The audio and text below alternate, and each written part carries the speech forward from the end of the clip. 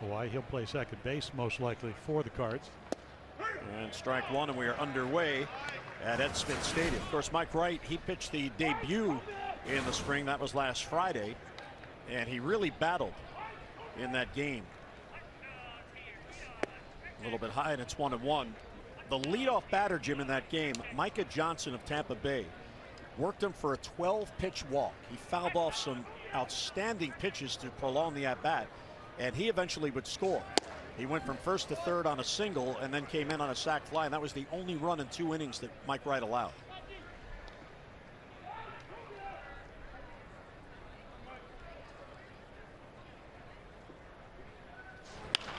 Weak ground ball to Scope. Jonathan has it. Now one away in the Cardinal first. Yeah, take a look at the Orioles defense here in Sarasota, and as it usually does, the wind blows out, so you have the outfield, Mancini, Jones, and Rasmus. Kobe, after really stopping playing for Tampa last year, comes back. Beckham at third, Machado, Scope, Trumbo. Was going to be Chris Davis at first, but he'll be the DH, and then you got Caleb Joseph, who's had a little bit of a tight shoulder, so he's behind the plate. Colby Rasmus, the Orioles' new right fielder, playing against his former team. He was originally drafted, first-round pick by St. Louis. There's Tommy Pham, who finally got a shot last year to be an everyday player. How about a guy, talk about perseverance, 809 minor league games over 12 minor league seasons. And then he comes up, and I mean, he has one marvelous year. That's going to find the hole and a base hit up the middle. You know, and the thing for Tommy Pham, you know, because he finally gets to the big leagues at age 30, he can steal bases. He led the, he was second in home runs. He can, you know, high on base percentage, over 400. They can move him to center field. They got Marcell Ozuna. And again, this is just, you know, this is what the good hitters do. They get a ball in the middle of the plate. They don't have to hit it hard, but they hit it where nobody's playing. And now all of a sudden, and they stole 3 bases down south in Fort Myers yesterday. It'll be very interesting if, with Pham, who can run, will be running against Mike Wright. Paul DeJong, the Cardinals shortstop, takes low. He burst on the scene last year, so this is second season. 24-year-old shortstop. Yeah, second in the National League Rookie of the Year voting. Only Cody Bellinger of the Dodgers ahead of him. A 2-0 the count. In his start on Friday, Mike Wright had a pretty good cutter going. Of course, we know the velocity. I don't know that he can consistently reach 98 anymore, but he certainly has reached that level in his career.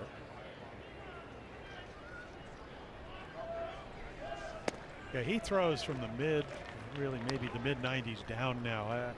I think if you're an Oriole fan and you ever remember watching his first major league start, it was against the Angels, and he struck out Mike Trout on a high fastball in 98. His next start was a no decision down in I think Miami. Pitched very well in that, and then maybe got a little bit of I guess we mentioned composure, keeping your emotions under check. And gets it by him on 3-0. Well, there's your cutter. A little movement in the strike zone and a hitter's count at 3-0, and Mike Matheny, the manager of the Cardinals, lets him swing. Yeah, Paul DeJong came out of nowhere. I've actually hit a home run in Baltimore against the Orioles when the Cardinals came in, played 3 games. Orioles winning 2 of those last year. Sky to right, playable for Rasmus. Colby has it with his new Oriole cleats on. Well, you know, one of the things that the Orioles were talking about, you know, they're looking for starting pitching, obviously, because they really struggled last year. But also they wanted somebody to take Seth Smith's part. And they get a guy that can hit home runs. He strikes out a lot, but he is a plus defender. So as long as he's healthy, you know, he had, what, hip operation the year before last in the winter, started with Tampa Bay after starting the year on the DL, and then just stepped away from baseball. So if he's healthy, both emotionally and physically, he's going to help the Orioles, no doubt about it. Well, and the other aspect of Rasmus, what he brings, if Buck Showalter elects to give Adam Jones the rare day off, Adam usually plays just about every day. Rasmus, his natural position is center field, so he could just slide over. Jose Martinez took strike 1. Another youngster that really had to wait his turn in the minor leagues. 28 years old. Last year was really his first full season in St. Louis. Of course, you may remember his dad, Carlos Martinez. He played in the big leagues for 7 years. And now Jose, the Cardinals' first baseman. Yeah, hit over 300 at 308. He certainly paid his dues in the minor leagues. What he played for the White Sox, the Braves, the Royals. How about you're at AAA Omaha and you hit 384 and then you're not even in the big leagues the next year? That's what he did at Omaha. There's his skipper, Mike Matheny. Mike Matheny now in his 7th season as the Cardinal skipper. He replaced Tony La Russa. Oh, he went. Check swing and he went too far. That is Bill Welke at first base today. Yeah, this is what Bill Welke's looking at, how far the bat traveled. You can see it's out in front of home plate. That, and there's a lot of good restaurants to eat here. I imagine his umpiring crew, we see them all the time here. They probably live in the area for spring training. Yeah, Paul Emmel is the newcomer to this group. There's a chopper towards the middle. Scope a long way over. The throw. Scope by Trumbo, and he got him. Wow, that's a midseason play by Scope. And takes a. Orioles come to bat in the bottom of the first. Always good to see the youngsters here at Ed Smith Stadium. He's safely behind the new protective netting. And here's the Orioles lineup. Rasmus will lead off, and Jonathan Scope in that number 2 spot. 57 home runs, 187 driven in over the past 2 years. Machado, Dones, and Javis now DHing. The Mancini in left, Trumbo, Beckham, and Joseph. And Jim, this could be the Orioles opening day line. Well, yeah, you hope so. They hope they have a good spring and they're all healthy. Jack Flaherty, young but good. Only 22. I mean, he can really win. I mean, he's got 4 pitches: curveball, slider, fastball, and changeup. 14-4 in the minors. Did come to the big leagues. Didn't pitch that well. And again, number 2 prospect for him. He's big and tall. It's funny, they have already 5 starters. Miles Mikolas, one of the young pitchers, actually was raised in Jupiter, Florida. The Orioles tried to sign him, but the Cardinals got him. So again, Wainwright's got some age on him, had some elbow problems. Flaherty can pitch. This will be his 2nd start. 2 scoreless innings against the Marlins in his first start. And Colby Rasmus will take ball 1. Of course, he was a first-round pick of the Cardinals back in 2005 on his 10th big league season. And the Orioles are now his 5th major league organization.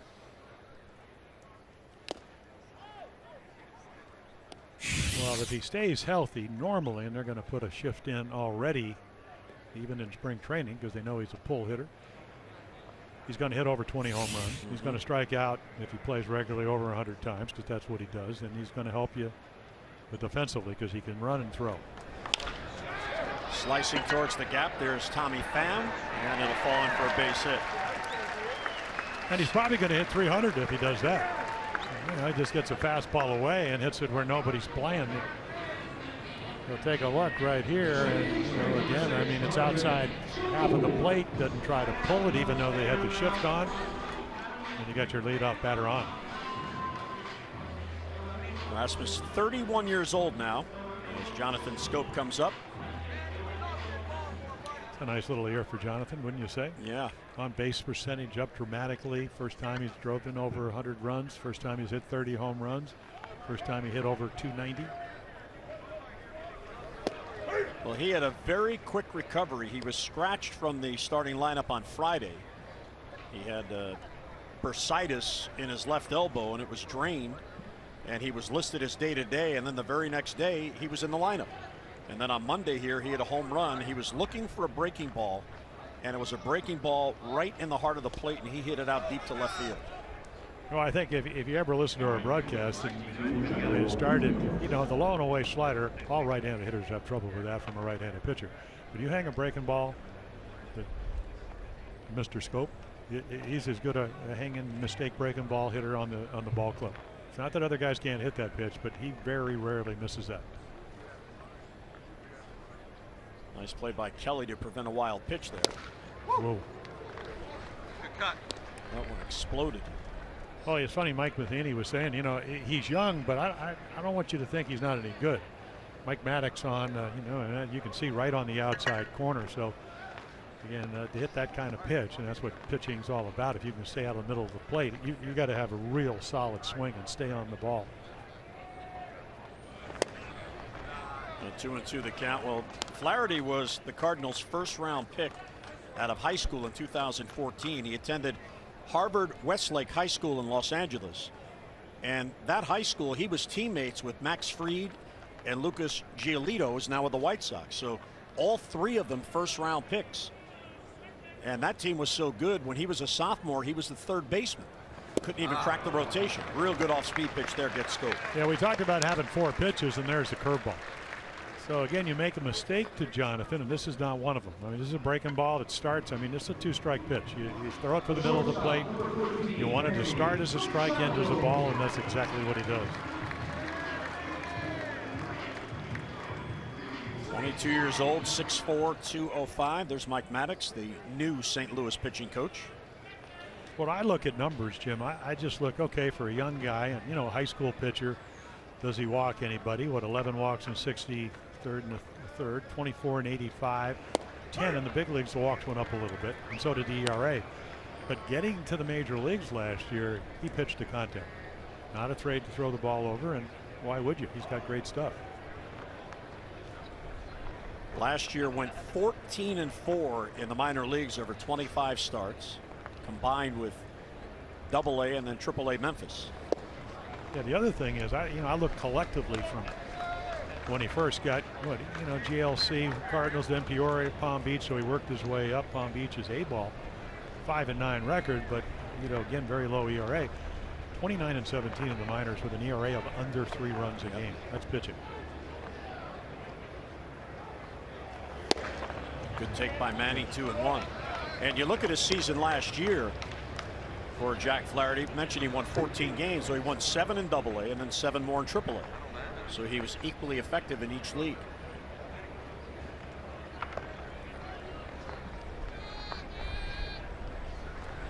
Yeah, and then how many young pitchers at 22 can, to a guy that's going to hit over 30 home runs, Manny Machado, if he stays healthy, come back with a breaking ball and a fastball count. Those are the little things that Mike Maddox in his first year as a Cardinal pitching coach is looking at. And he stays alive. So then once you do that when you're behind the hitter, now 2-2, Manny has no idea. Is it going to be a slider? Is it going to be a fastball? A little bit late on that heater. Well, the number 5 spot in the Cardinals rotation is technically up for grabs. You mentioned Mikolas, who is probably the front runner for that, but this kid may pitch his way onto the team. Manny got under. Yeah, able to get that fastball in on his fist. So let's take a look at their defense here at Sarasota with the wind blowing to left field. Rabello out of Cuba. Tommy Pham, Bader, Wisdom, DeJong, Garcia, Martinez, and then Kelly doing the catching. Adam Jones gets an at-bat here in the first. Rasmus led off with a single. He's still at first base with 2 down. Adam entering his 11th season with the Orioles. And I reminded him that 11 years is a generation. Chuck Thompson taught me that way back when, and he said, wow, I've been here a generation. Well, he's been a generational player for the Orioles for a lot of reasons, and it's not all what he's done on the field. That's a big part of it, but what he's done in the community. I mean, this is a young player. He'll turn 33 in July. That is really become the face of the franchise. Absolutely. And it's again, he's got a huge heart. He understands how important, if you're going to play in a community, you want to be part of it, and he's done that.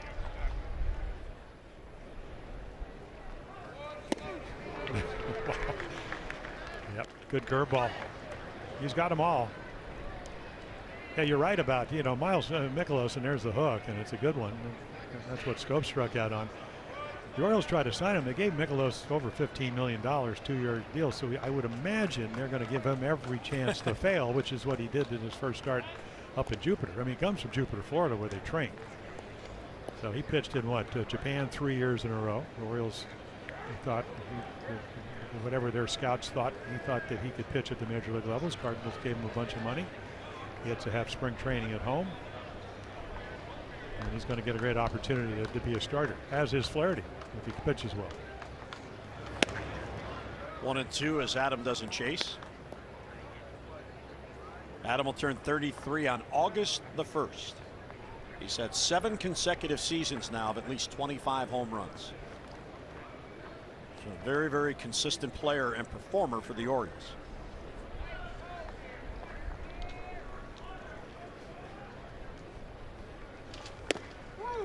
Wow, good idea going inside. 2-2 on Jones. Well, if you're going to be good and you're young, and this kid looks like he not only has good stuff but good command, you're going to pitch to both sides of the plate, because what it does, it gives Adam a little bit different look. And let's see if he comes back with another breaking ball. Pitch that struck out Scope. Yep, but he misses. Well, for Flaherty, Jim, in his first outing, he faced the Marlins last Friday. He had back-to-back 3-up, 3-down innings as this breaking ball misses low. So with Rasmus, the leadoff single, this is the first 3 hitters he's facing from the stretch. Colby will be off with the pitch, full count with 2 down. And he got him, another breaking ball. So Carson Kelly, seeing Flaherty has a good one. He gets 2 Ks, base hit on left. No score in Sarasota. Well, number one, since the spring training game started so fast, we have to move kind of quick. And the biggest thing out for the outfielders is to get their legs used to running, stopping, sprinting. And for the first 3-4 days, that's all we did: run, sprint, a lot of ground balls. We monitor their throwing a little bit. One day it'd be a long infield, one day it'd be a short infield. So guys that stay back get a chance to get their arm or breather. Guys that go on the road still continue their routine. Colby Rasmus, we saw him lead off with a single. You've seen him over the years. I've always thought he's a pretty good defensive right fielder or center fielder. What are your thoughts on that? I totally agree with you. I mean, he's a professional. He understands what he has to do, and he understands how to prepare it. He came in a little late, and Buck and the guys told him to go at your pace, and then we'll boost it up as needed. And again, he's a professional. Time now for a Best Western Hotels and Resorts update. Yankees versus the Tigers. That's Giancarlo Stanton bloops it into right field. Hey, it falls in for a single. Up next is Gary Sanchez. Sanchez's this one sends it out of the stadium. His first home run of the spring is a 2-run shot. Yankees have a 2-0 lead over Detroit. Let's get you back out to Sarasota. Hey, remind him the B had a 200-hit season. It's not a bad guy to be compared to. Yeah, he was also Rookie of the Year. Exactly. So I mean, he's a little spark plug. Got switch hitter, play any position. His main thing was to get rid of the ball quicker, charge the ball, and cut down the distance. And other day he threw out a guy from left field, perfect one hop. So if you have if you don't have a strong arm, there's always a way to improve it. Charge the ball harder, get rid of it quicker, and that makes up for the difference. And he's been working on that real well. Wayne, one player that is getting a lot of notice and attention because of the Rule 5 status is Anthony Santander. Now, the Orioles obviously believe he can hit because he's showing signs of that. But what about him defensively? Defensively, he came in, I think, 10 to 12 pounds lighter. He's throwing the ball a lot better than last year. I thought he was a little tight. And his defense has been outstanding this spring, and that whole set of outfielders have been awesome this spring. I mean, everything I asked them to do, they've done. Drop steps, charging the ball hard, the fundamental throwing mechanics from the outfield side, and they've been great.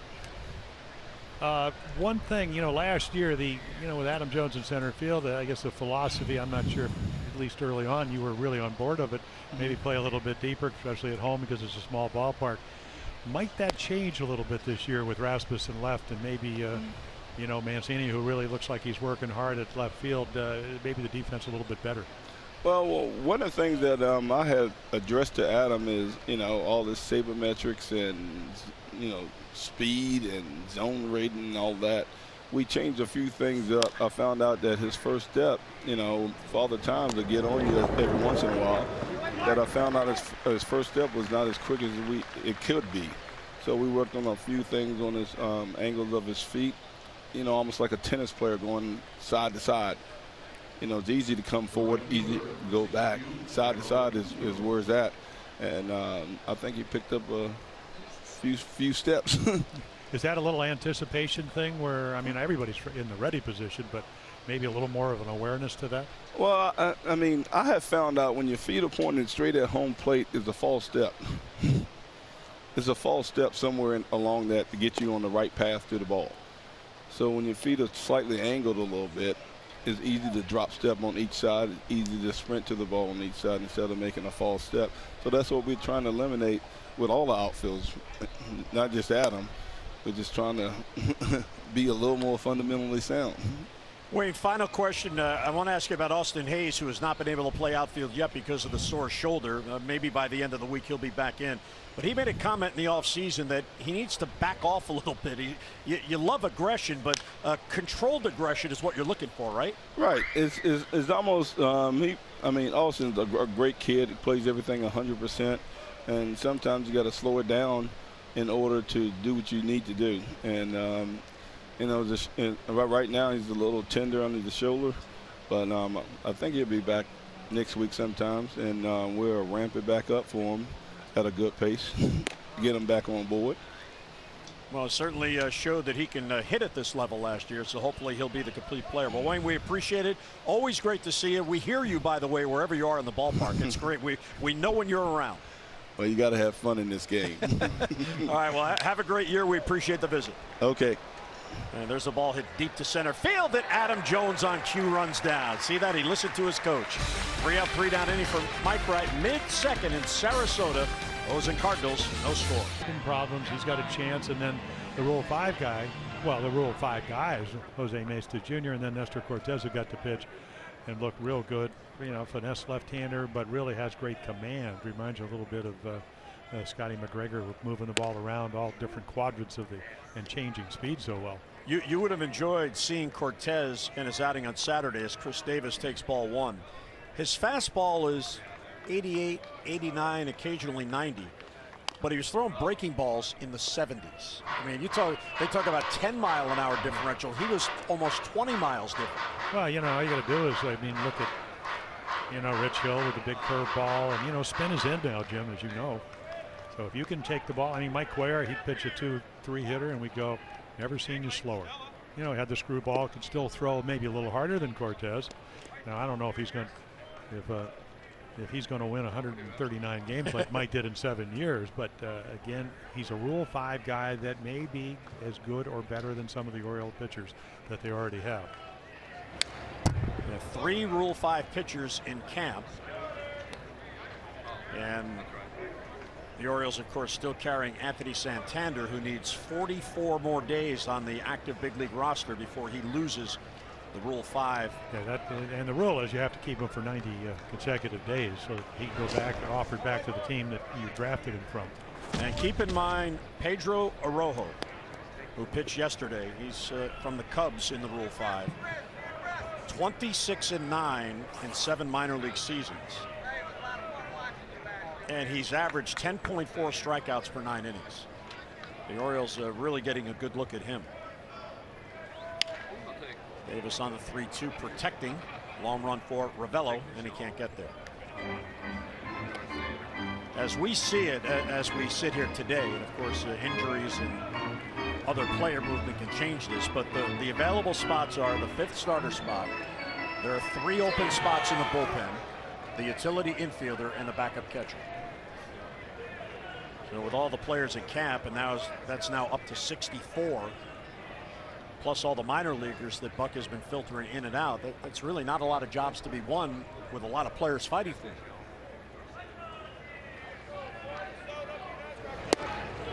Chris Davis with a real good at-bat draws the walk. So the Orioles, for a 2nd straight inning, get their leadoff man on. Fans, 2018 Birdland ticket memberships are now on sale. Just go to Orioles.com and you'll save an average of 15% off single game ticket prices. Plus, receive exclusive orange carpet benefits, including access to opening day, MLB's most flexible exchange policy, and early admission to the ballpark. Find the membership that is right for you online at Orioles.com. And here is Trey Mancini. Crushed, but he got out in front of it. I think he guessed right. Well, again, if you have a good swing, and I was talking to B.J. Surhoff when the club was on the road, but guys stayed back. You have a good swing, you're short to the ball. And look at that. I mean, just wallops it, but as you mentioned, gets out in front a little bit. And that ball, it wasn't like it was out over the plate. It was in. But again, a very quick bat, power to all fields. Marvelous rookie year. Pretty much in all facets. You know, a couple of mini slumps along the way, and then, you know, didn't let him bother him. Made some adjustments. 340 with runners in scoring position. Orioles at 287 as a team. He was a big part of that. Off the end of the bat to right field. Bader went back, but now will come in. Yeah. And he's got it for the out. Well, that's the wind. I mean, the wind is gusting the other way. That was Munoz. First baseman, number 45, Mark.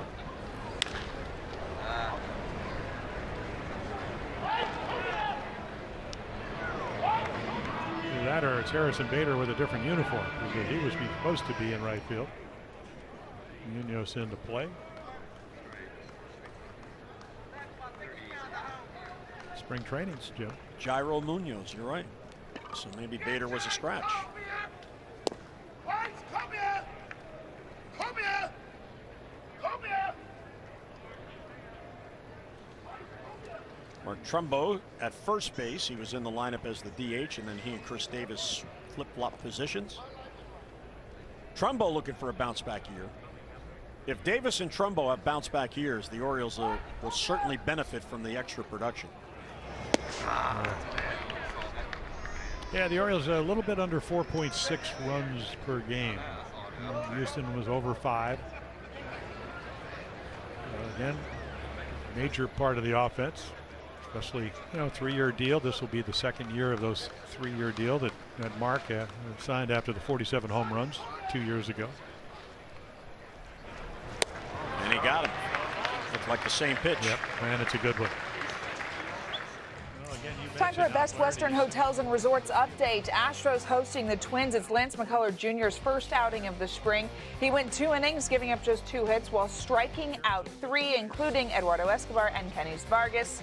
Tied at 0, after 2 innings. Let's get you back out to Sarasota. Done that on 3 occasions now. Tim Beckham in the number 8 spot. Davis at first now with 2 down.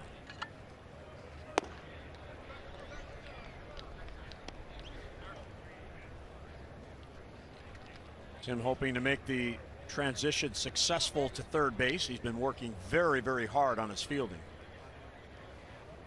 Of course, last year he had the brilliant August after being acquired from Tampa Bay. Batted .394 in the month of August. Yeah, it was the tale of 2 different months. And then what, 180 in September. I mean, of course, the Orioles, what, they 7-20, and that's how they only got 75 wins. But 7-20 in September only averages a team an incredibly low 3 runs a game. ERA was over 5.5 runs a game. Off the end of the bat again in left field. Ravello's there, and he's got it. So for a second straight inning, leadoff man reaches. Get to the third, scoreless game. The Orioles acquired for international signing bonus slots from the Yankees, who went to Bowie last year, was 5-0 with 3.66 ERA. So again, that's, you know, again, if you're Dan Duquette, you're looking around, you're seeing who's available. The Orioles don't spend a lot of money, none last year internationally, so they looked to trade that money for young players that can help them. Ramirez may be one of those guys. Here is Andrew Kinsler. Kisner DHing. All right, and now I'm more confused because Harrison Bauer is on deck. we thought he was in right field. We saw Munoz out there. Unless Mike Matheny's using 10 players. Weak ground ball to Scope. Jonathan gobbles it up and a quick out. So 1 away. Well, Buck Showalter, Jim, is certainly early on in camp and utilizing all the players. 6 different starting pitchers for the first 6 games. Mike Wright the first to make a second start. There have been 27 different relief pitchers and 36 different position players. And on the split squad day on Saturday for the night game here, Buck Showalter had 17 minor leaguers come over from the minor league complex. Well, I think you always try to anticipate what's going on, and I think Wayne Kirby alluded to it when we did the interview with, they did, what, 5 full workouts or maybe 4 before you started your exhibition games. So I think one of the themes of any spring training camp, yeah, you want to win games, but you want your guys to be ready. You want to see as many players as you can, and you want your regulars not to get hurt early in the spring. So he's moving people around, and you take your chances. Ramirez is 24 years old. He's from the Dominican Republic. This is outside to Bauer. Now Harrison Bader, who's at the plate. He attended Horace Mann High School in Riverdale, New York. That is the same high school that Pedro Alvarez attended. Really? I went to Horace Mann Elementary in Beverly Hills. You did? Yeah, well, Horace Mann was one of the great educators in this country. So Bader had a nice little year. 20 home runs in Memphis. Pass scope. That ball was blistered. And Jones will play it back in, so 1-out single. Well, they always talk about the good hitters. They can hit line drives back up the middle into the opposite field. What's Bader on this? I mean, this is a rocket that you think Scope's going to catch, but it is hit so hard he can't get to it.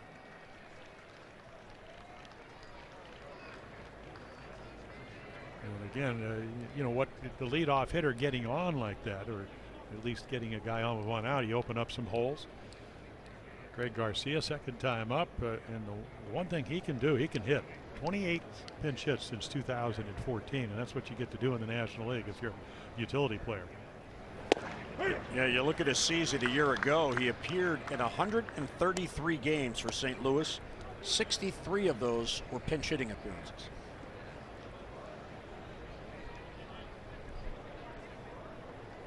One-out single by Harrison Bader, who's at first. Well, one of my teammates, Terry Crowley, who went on to, won a couple world championships with the Reds, came back to the Orioles. Premier pinch hitters, I think 110 or 113 lifetime. That's where he learned, National League.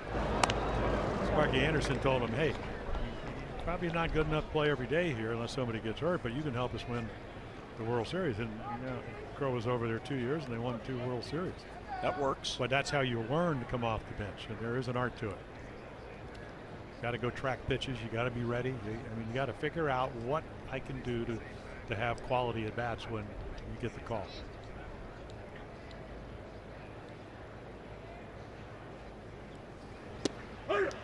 Real good off-speed pitch there. Ramirez, keep in mind, last year in AAA went 15-3. He was 10-3 at Trenton, and then 5-0 in 6 starts at Bowie after being acquired. And those 15 wins were more than any other pitcher in AA baseball. All 3 leagues combined, he won more games. A little bit high with the fastball. And again, you get a young pitcher that's had some success winning, and then you move them up a rung. I mean, things change a little bit. And maybe, the hitters are a little bit better. But it's nice to have a guy that's used to winning. Runner goes, pitch taken inside. Caleb's throw bounces in there and not in time. Yeah, tough pitch to throw on because it's up and in. And then Bader gets a good jump. Yeah, the Cards stole 81 bases last year. A couple of years ago, they stole 35 and got caught 26 times. So speed is going to be, especially with Pham and Colton Wong, and they got a lot of young outfielders. Even Ozuna can run a little bit. So they will steal bases when the moment presents itself. A full count on Greg Garcia. That ball's ripped to right, but Rasmus is right there. Fires behind the runner, but Bader gets back. So 2 down here in the St. Louis 3rd inning. Well, don't forget about Kids Opening Day. Comes your way Sunday, April 1st. O's and Twins at 1:05, and all fans 14 and under will receive a retro Oriole Bird Bank presented by Wise Markets. Now, throughout the day, young O's fans will enjoy special activities, including the chance to take the field with the team and be part of a special pregame festivity.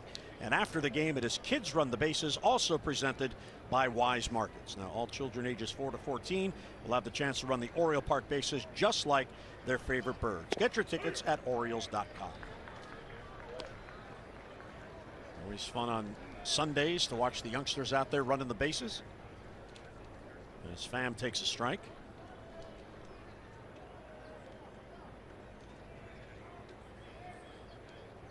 Ramirez keeping him close. One thing about Ramirez, Jim, I noticed they gave him a big league number. It's number 32. He's not 70 something or 80 something. So. I always wanted to be 32, but when I got to the Orioles, that was Milt Pappas's number. Ooh, veteran, you couldn't get it. Off the end of the bat, long run in for Adam Jones. And he runs it down before going into a tumble. Nicely done by Adam Jones, his second outstanding play in this game. So 1 out single and a man left. It's all about defense. Adam Jones runs it down for the final out.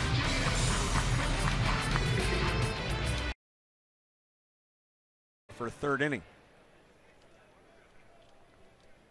22 years old from Los Angeles. The Valley. Caleb Joseph. Yeah, he was born in Burbank. Yeah, that's the Valley. Get over the Valley, temperatures rise.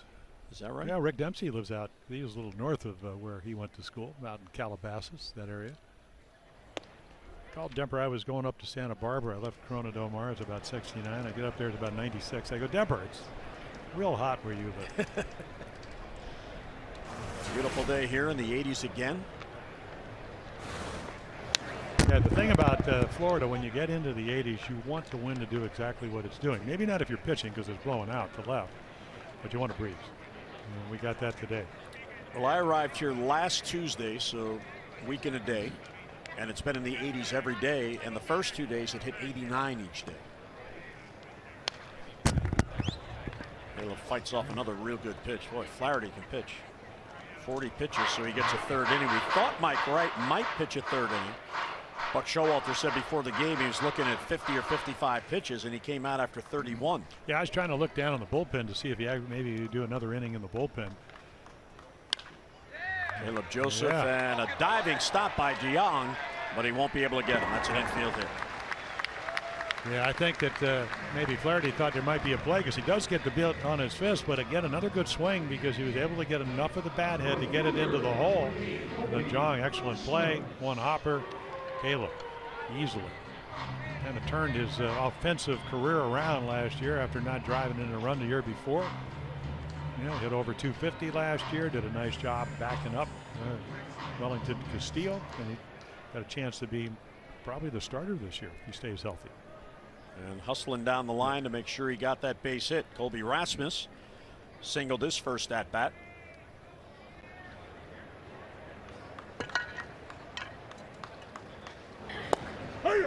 Orioles now for a 3rd straight inning get the leadoff man on, but in the 1st and 2nd, Flaherty left that leadoff man stranded at first. Caleb with a base hit. O's now have 2 hits. They've also received the walk from Flaherty.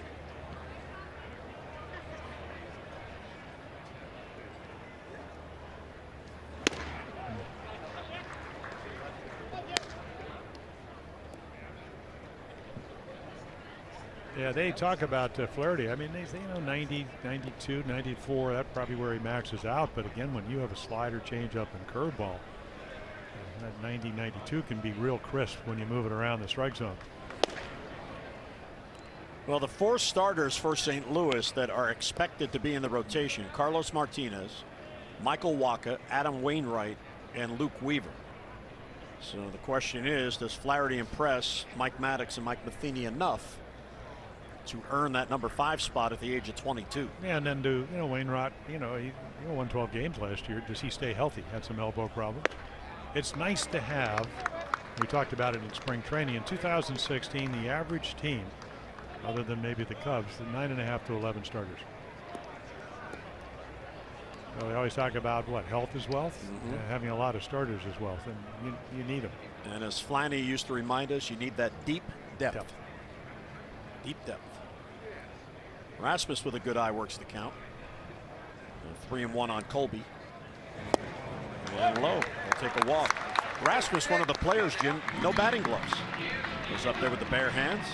So for the first time in this game, the Orioles get 2 on in the same inning. And Jonathan Scope, who struck out on a good breaking ball, he gets a chance to see Flaherty now for the second time. And I know it's early in the spring, but this is what starting pitchers have to be able to do. Second time, hitters hopefully will make adjustments, and you know, again, if they don't adjust to you, you just keep doing what you've been doing.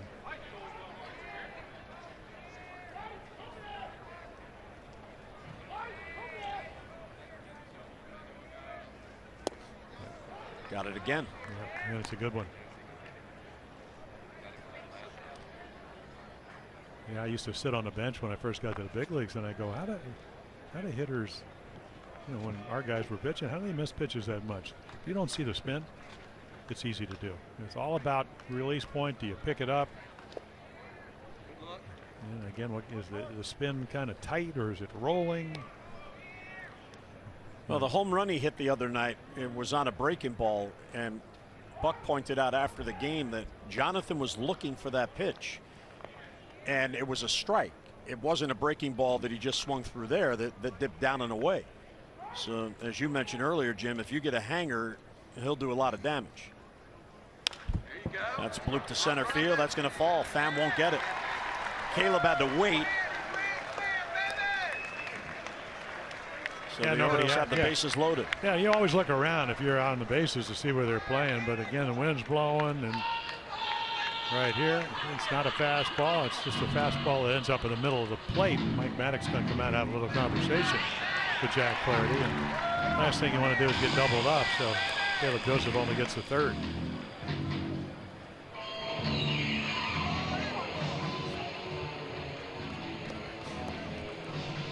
So they get somebody up in their bullpen, as you mentioned. 2 innings against the Marlins the first time for Jack Flaherty. And he's got the bases loaded, nobody out here in the third, with the heart of the lineup coming up.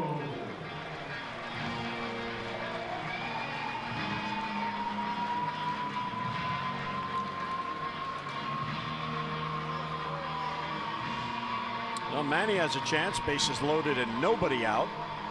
Scoreless game. Let's go, 1-3, let's go.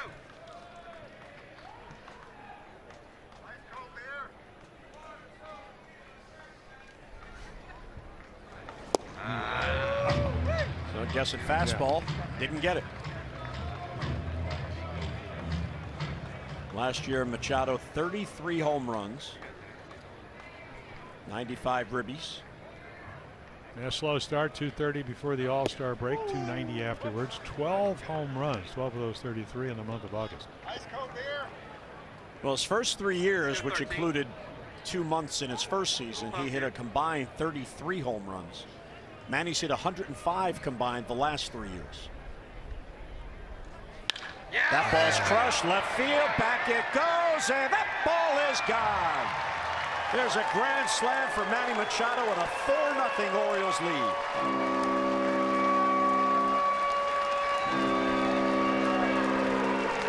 Yeah, there are 4 quick runs.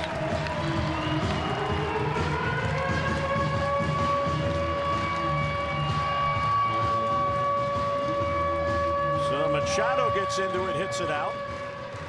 And the Orioles grab a big lead early on 1 swing. Yeah, Flaherty is going to lead the game after that. And again, you know, it started with a kind of a jam shot hit by Caleb Joseph and the walk, and then right here, I think he's trying to run the ball in on him. Look how quick this bat is. And Bader, who moved to left field, I think he thinks this ball is going to stay in the ballpark. It just rockets out of here. First spring home run for Machado was a grand slam. Pitching change in Sarasota. Brebbia comes in, and again, Manny waffles one. I mean, boy, did he smoke that ball. So there you are, 50 games for the Cardinals last year. Low ERA, and again, strike out per inning and walk a whole lot of guys.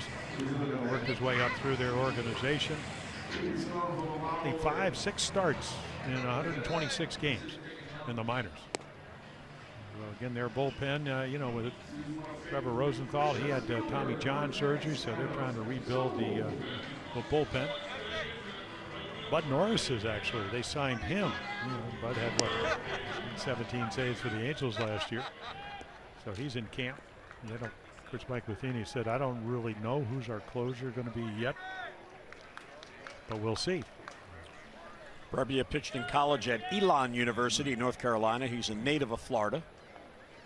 So Flaherty goes 2 innings plus 4 batters, and those plus 4 batters all scored. Yeah, Brebbia, one of those Rule 5 guys. You talked about the Orioles having 3 pitchers in camp. Played independent league baseball in Sioux City and Laredo back in, what, 2014 and 15. Signed by the Diamondbacks, left off their 40-man roster, and the Cardinals swooped down. Adam fouls off a breaking ball. 3 waters, buddy. 3 waters?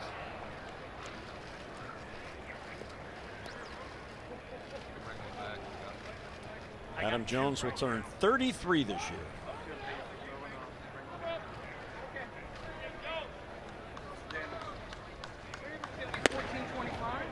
Swings through a high fastball.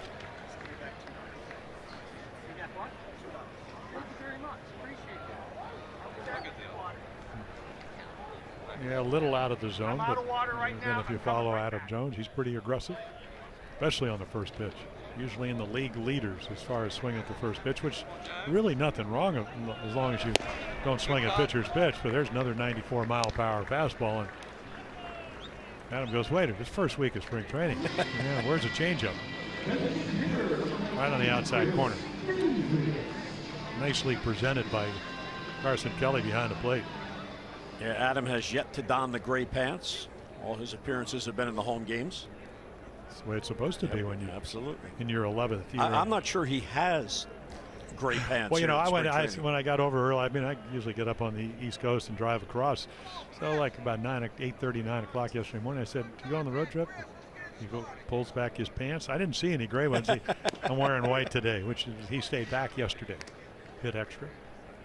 Did all his throwing and drill work.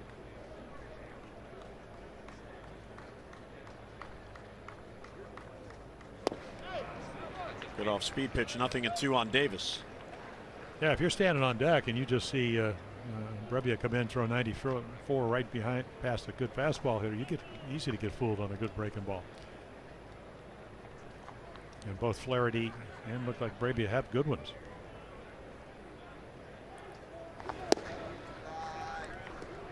Well, Davis worked the count to 3-2 and then worked the walk in his first plate appearance.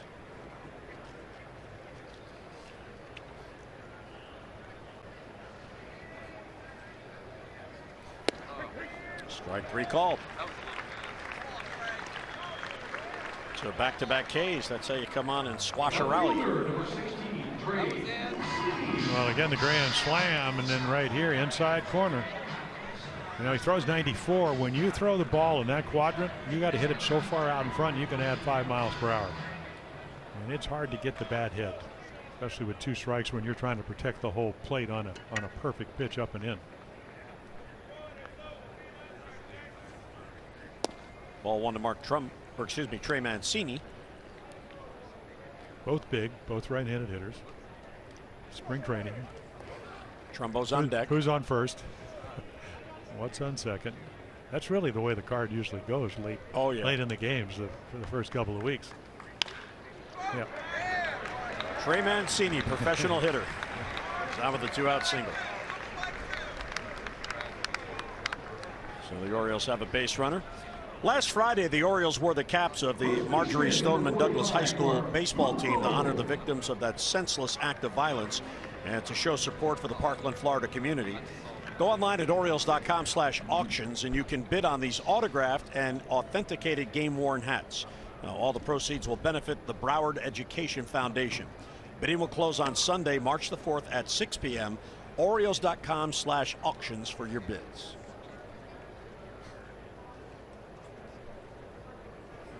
Here's Mark Trumbo, and he takes a breaking ball for a strike. Yeah, you know, it seems so insignificant. I mean, not for Trey Mancini because he's happy to get a base hit, but the 2-out base hit, it just keeps inning alive. And if you're going to have a good offense, and the Orioles, you know, they're not going to steal a lot of bases. It's all going to be about can we turn the lineup over? Can we get on? And can our guys hit home runs? And when you get the, you know, just a routine single back up the middle, solid at bat, it does get guys like Trumbo, Davis, you know, Machado to the plates. Go. Guys that are capable of hitting 30 or more home runs, and that's how you get runs in multiples. Crooked innings. Yeah. Well, Trumbo last year, 23 home runs after leading the American League in 2016 with 47.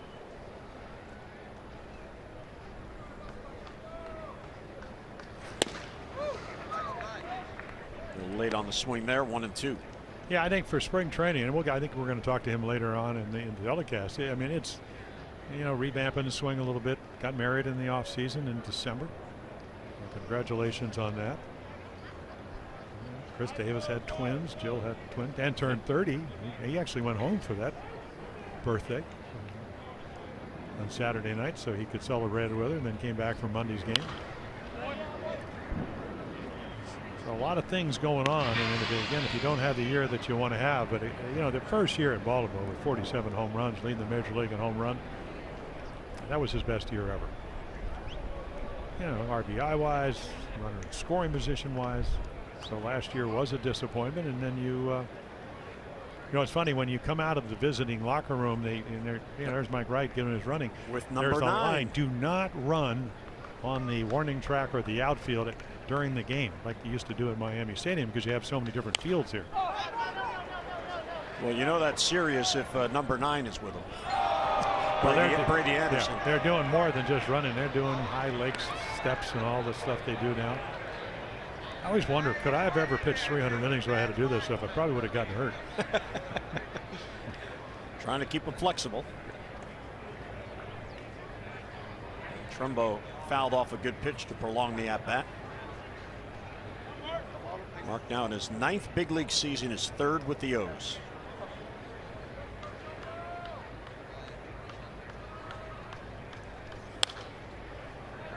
Again with 2 strikes, protecting the outside corner. So there's Mike waving to one of his teammates, it looks like. Uh-oh, Brady's hiding. He heard he was on camera.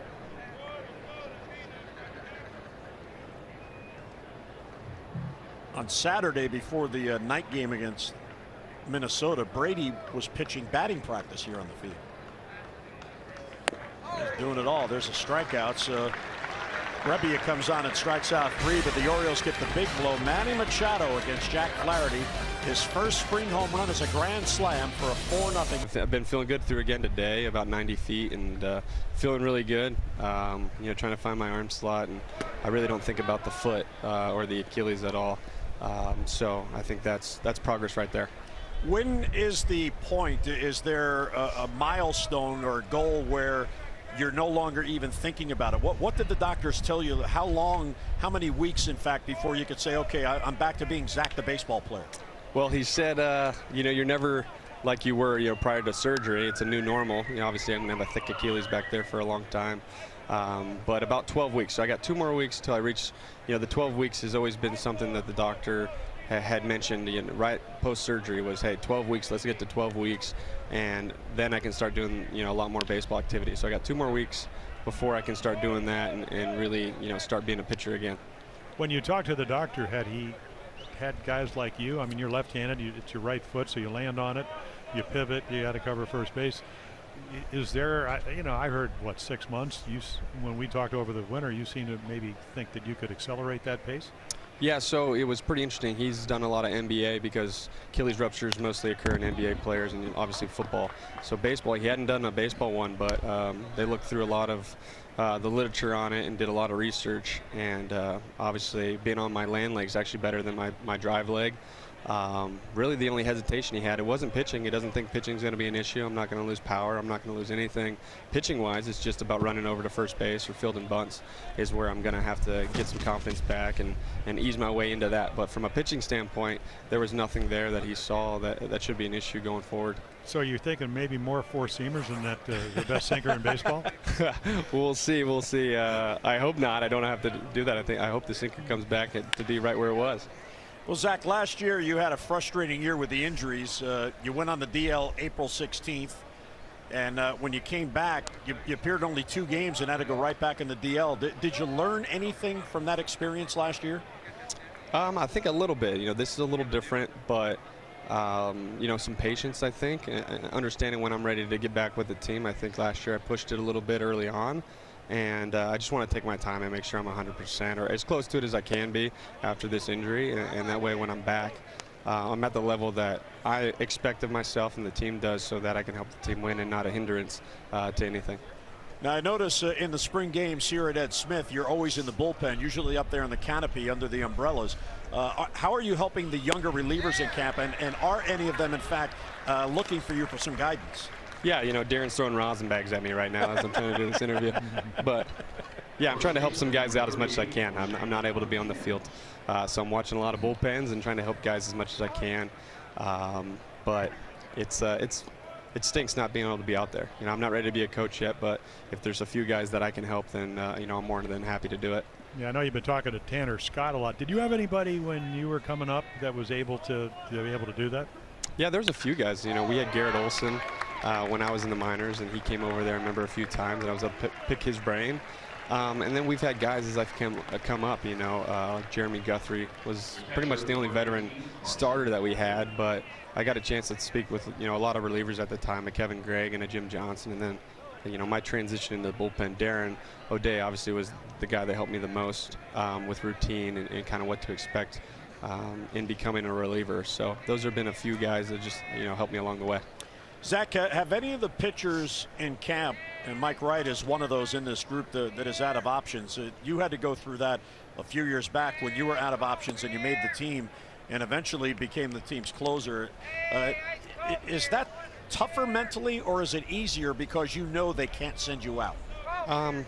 You know, I think it's a little both. I think there's the stress there that maybe there's some uncertainty and if you're going to be on this team or another team, but I think you relax a little bit knowing that, hey, if I perform to my level and I pitch well, there's going to be a chance for me to be in the big leagues. And for me, that was a big relief, you know, some weight off the shoulders, knowing that, hey, if I perform, I can't get sent down. I'll be in the big leagues somewhere.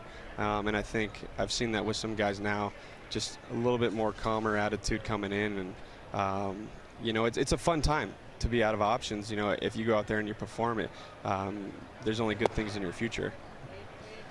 Well, there you go. Well, good luck with your rehab, and good luck with Darren O'Day throwing things at you. Right. And we'll see him later. Tell him to get ready. All right, I will. Thanks, guys. Okay. All right, thanks, Zach. Yeah, appreciate Zach Britton joining us.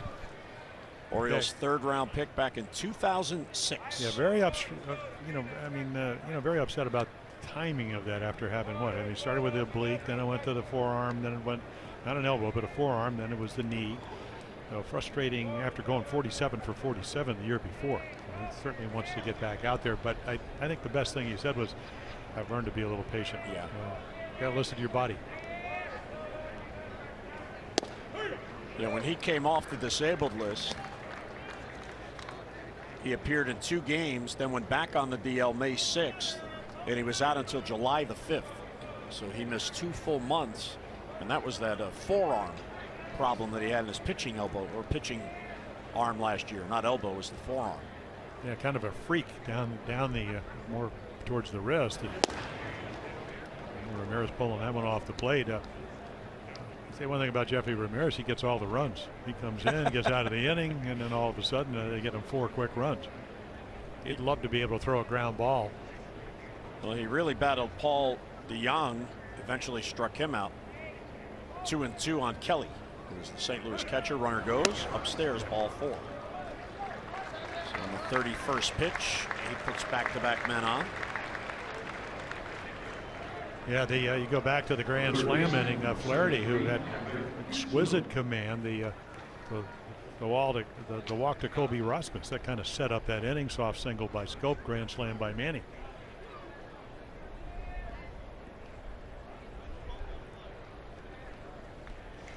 And then it brings up a guy that hit 31 home runs last year at Memphis, AAA. Big time power. Patrick Wisdom. Look at fastball, didn't get it.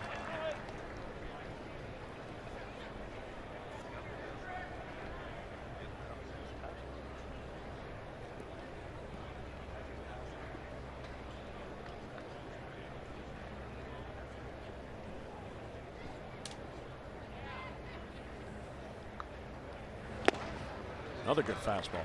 Actually, I think it might have been a backup slider. He swung at it like it was maybe something hard. I'm not sure you want to keep throwing that pitch, but it worked. Yeah, count 0-2.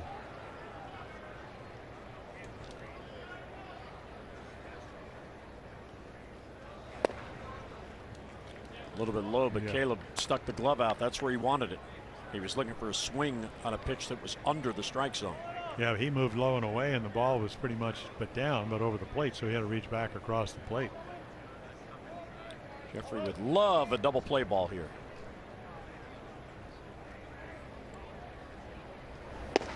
See, so there's a fastball at 91, and he tried to go in, but he didn't. So again, you know, the luxury you have, we always talk about getting ahead, is that 1-2 that's now in 2-2. The last thing he wants to do is walk anybody. 1-2, you can throw that strike to a ball pitch. 2-2, got to pitch more in the zone.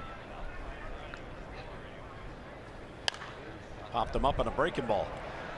There's Trumbo and foul ground. And on the infield fly rule, there's the out. As Trumbo makes the play near the coach's box. Yeah, I think there's a pretty good chance if you're Pat Wisdom and you had 31 home runs, you can hit the fastball and they get him out with breaking balls. So 2 down, and Jairo Munoz will bat. He's in Ravello's spot. We still have not been told why Ravello left the game. Yeah, part of the Stephen Piscotty trade. Randall Grichuk, a young power hitter, he got traded. Piscotty to the Oakland A's. Munoz came the other way out of the A's organization. Double-A, Triple-A, hit 13 home runs last year. Hit over 300 at Double-A at 316, and then close to 290 at Triple-A. So he can hit a little bit.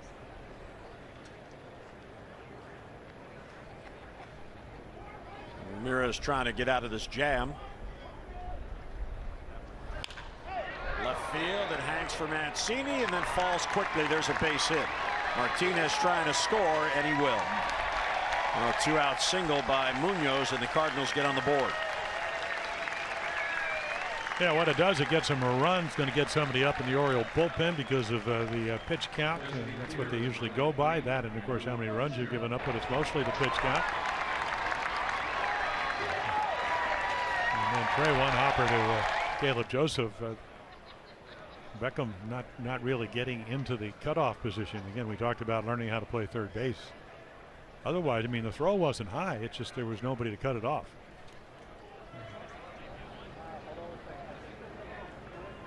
Andrew Kisner now. Kelly stopped at second, so first and second with 2 down. Well, these are the situations that managers and pitching coaches look at with young pitchers. How do they get themselves out of a jam they created? With 2 hits and a walk this inning, a run in. Does he minimize the damage and get this 3rd out? Kisner's 23 years old. Last year he started in A-ball and then was promoted to Double-A. And Mike Matheny said he was, from spring to spring, the most improved player on their roster. I think they have, what, 83 players in spring camp over in Jupiter, something like that? 63. 63. Well, it seems like 83. Well, with all the minor leaguers they bring over, exactly, you may as well. Yeah. I mean, you should have seen the dugout on Saturday night as he gets the strikeout. So Jeffrey Ramirez does, in fact, minimize the damage. St. Louis gets a run. They strand 2 mid-4th. 4-1 O's. And time for a snack. Jason Mott comes on. You know, he comes back. I mean, he was a marvelous pitcher for the Cardinals. They went over to the Cubs after, I mean, had Tommy John surgery, goes to the Cubs, Colorado last year with the Braves. So he is back. Had some outstanding years for him when healthy. But again, one of those guys that really, you know, back in 2011, 78 games, 2012, 67. Again, major league record at 27-15. So when he's healthy, he's done a lot chance again to help him in the bullpen. Beckham fouls it back.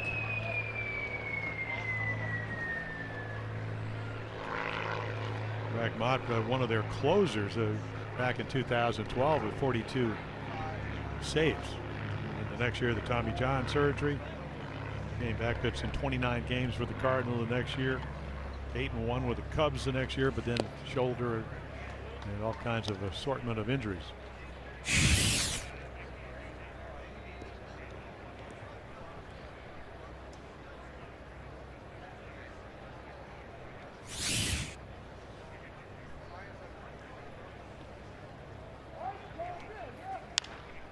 off the end of the bat.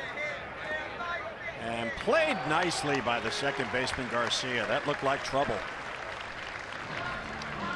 Yeah, again, 2 strikes. You probably play a little bit deeper easily. And again, you know, the sun, it's kind of over really to his right shoulder, but makes a nice play.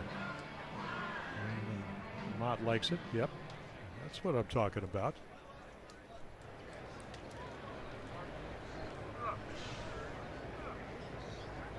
Caleb Joseph got the rally going last inning with a leadoff single.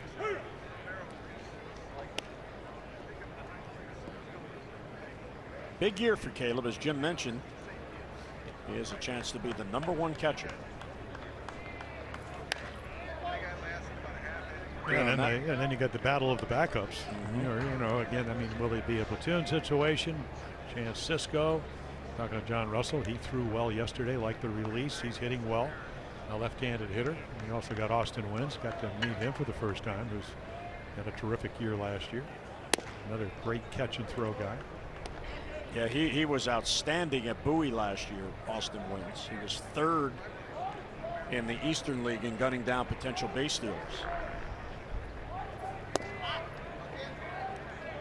You know, there is a question about who will eventually be that backup. And, you know, Chance Cisco obviously is one of the Orioles' top prospects. And, you know, I'm not sure your feeling on this, but do you allow one of your top prospects to be a backup where he's only going to play maybe 2 days a week, or do you increase his playing time if he ends up being the other catcher? You know, maybe he plays a little more than a normal backup would. And Joseph has another base hit. Well, you know, it's funny when Caleb is hitting well, he knows where, as most hitters do, where the bat hit is. And both of these hits have been balls that are up and in. You know, again, if you don't know where the bat head is, you don't get the bat head. Watch him just get the barrel of the bat. So again, it's in. Again, he hits it kind of up on the trademark, but again, that's back-to-back base hits. Almost one a ground ball and one a line drive on identical pitches. Yeah, the other thing is, if you don't get to play regularly after playing regularly coming up through the minor leagues, can you do it? You know, any utility guy, whether you're a backup catcher or a backup infielder. I mean, look how Ryan Flaherty always had a battle trying to track pitches, doing all those kind of things. Now trying to make the Philadelphia Ball Club as a minor league contract. And Austin Wynns is ready defensively. There's no doubt about that. He's 27. He's been a pro ball since 2013.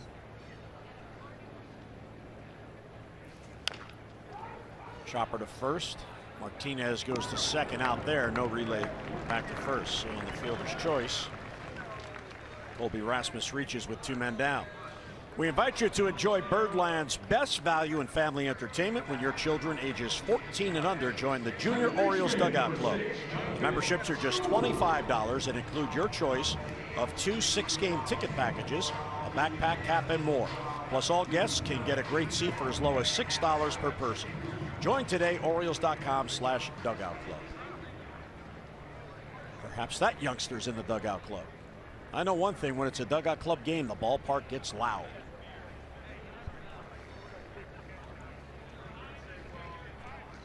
Jonathan Scope trying to keep the inning going to get Manny up.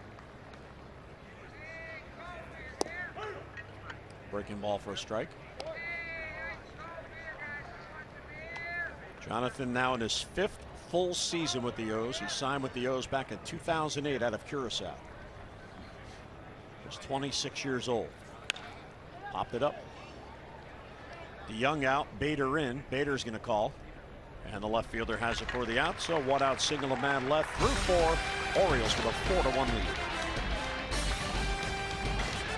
lead. 4-1 game. Now pitching for the Orioles, number 56, Darren O'Day. Darren O'Day will come in. You can see last year 64 games. He had some shoulder problems, or probably would have been closer to 80. And a lot of strikeouts, 76 strikeouts and 16 and 3rd innings. We were talking in the truck earlier. The only Oriole pitcher in the last 3 years that has averaged over 11 strikeouts per 9 innings. Gibbons is close, but Darren O'Day, and I told him that today. He says, well, that's what really pitching's about. When you're a control artist, being able to strike people out, and he can do it.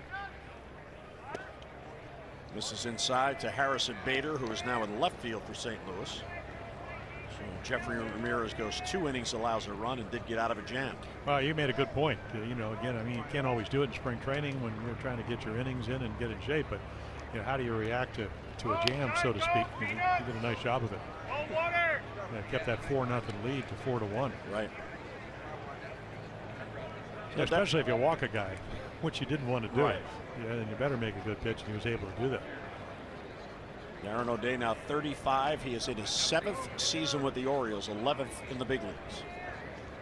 Not a bad pickup on a waiver claim from Texas. Well, that's because of Buck Showalter. Number one, he lives in Dallas. Well, not number one in that order, but a number of things. Lives in Dallas in the offseason. He inquired because, you know, Darren, I mean, is about as good a pitcher in the American League in 2010, then had a hip problem. He found out the hip was fine, and that's why he was put on waivers, and the Orioles claimed him. What a difference for your bullpen when you have a guy like this that could pitch multiple innings, get lefties and righties out. So for him at age 35, it's just, how do I stay healthy? Hamstring problems 2 years ago. That limited him to what, 34 games. But a normal year, you talked about Baltimore, what, 69, 68, 68, 68, 64, other than he hurt his hamstring. Yeah, 2016, he appeared in 34 games. That's the only year he hasn't appeared in at least 64, and it's usually more than that, as you pointed out. Greg Garcia, the leadoff man. 0 for 2. It's got to be tough to leave Hawaii. I mean, I know you want to play in the big leagues. To go to the big leagues? Paradise. Yeah, but the cost of living is a little higher than you'd like. One may like. Well, they have to import everything, right? Well, except pineapples. They grow them might there. grow something else there. I don't know. I'm sure they do. Let's see, what else do they grow in Hawaii? Well, that we can talk about on the air. Pineapples. Pineapples. Well, Maui, they grow something in Maui we Mangoes? can't really mention. Coconuts. It was a real good pitch. How did that move? Well, that's what he's about. And, you know, again, you talk about strikeouts. It's about deception. You know, how many guys throw from this arm angle? I mean, you're not used to picking the ball up. He's either cutting it, taking a little bit off, adding, subtracting. He'll throw any of his pitches in any count. O'Day making his first appearance. Brad Brock has yet to pitch in a game. Well, a normal spring, you asked Darren when he first came to the club, I said, how many innings you need to get? He said, I need 5 appearances. That's it. Now, maybe a few more years under his belt. It might need a little bit more, but. Andrew Kashner and Chris Tillman have not yet appeared in a game. This is Darren's first. Brad Brock, no rush to get him ready. Again, opening day is a month from tomorrow, so plenty of opportunities. Yeah, also Brad's got a little bit of a tightness in the hamstring with the landing leg, so got to make sure because somebody's got to close till Zach Britton gets back, and it will probably be Brad Brock. That doesn't mean he can't pitch, but I'm sure they're going to make sure that everything's all right. Richard Blyer in the bullpen.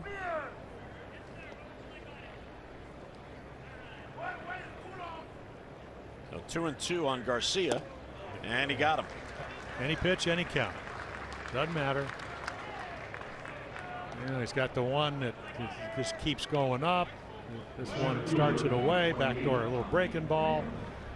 You don't quite get the timing. You're out in front. You quite can't track the ball to the glove.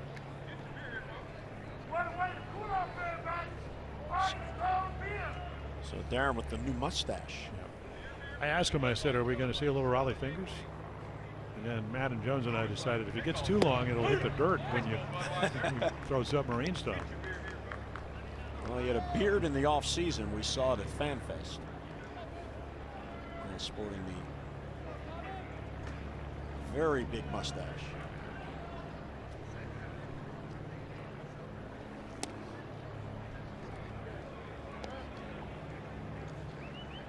Tommy Pham Those 1 hit and 2 trips. Yeah, the amazing thing about Pham, you mentioned, I mean, he finally gets to the big leagues on a regular basis. His wins above replacement last year was 6.4. Wow. That's one of the highest in the National League. Well, the Cardinals are on a 3-game road trip to the west coast of Florida. They play the Twins on Monday, lost that game, and then they beat the Red Sox yesterday. Both those games in Fort Myers, and then made the trip up here to play the Orioles.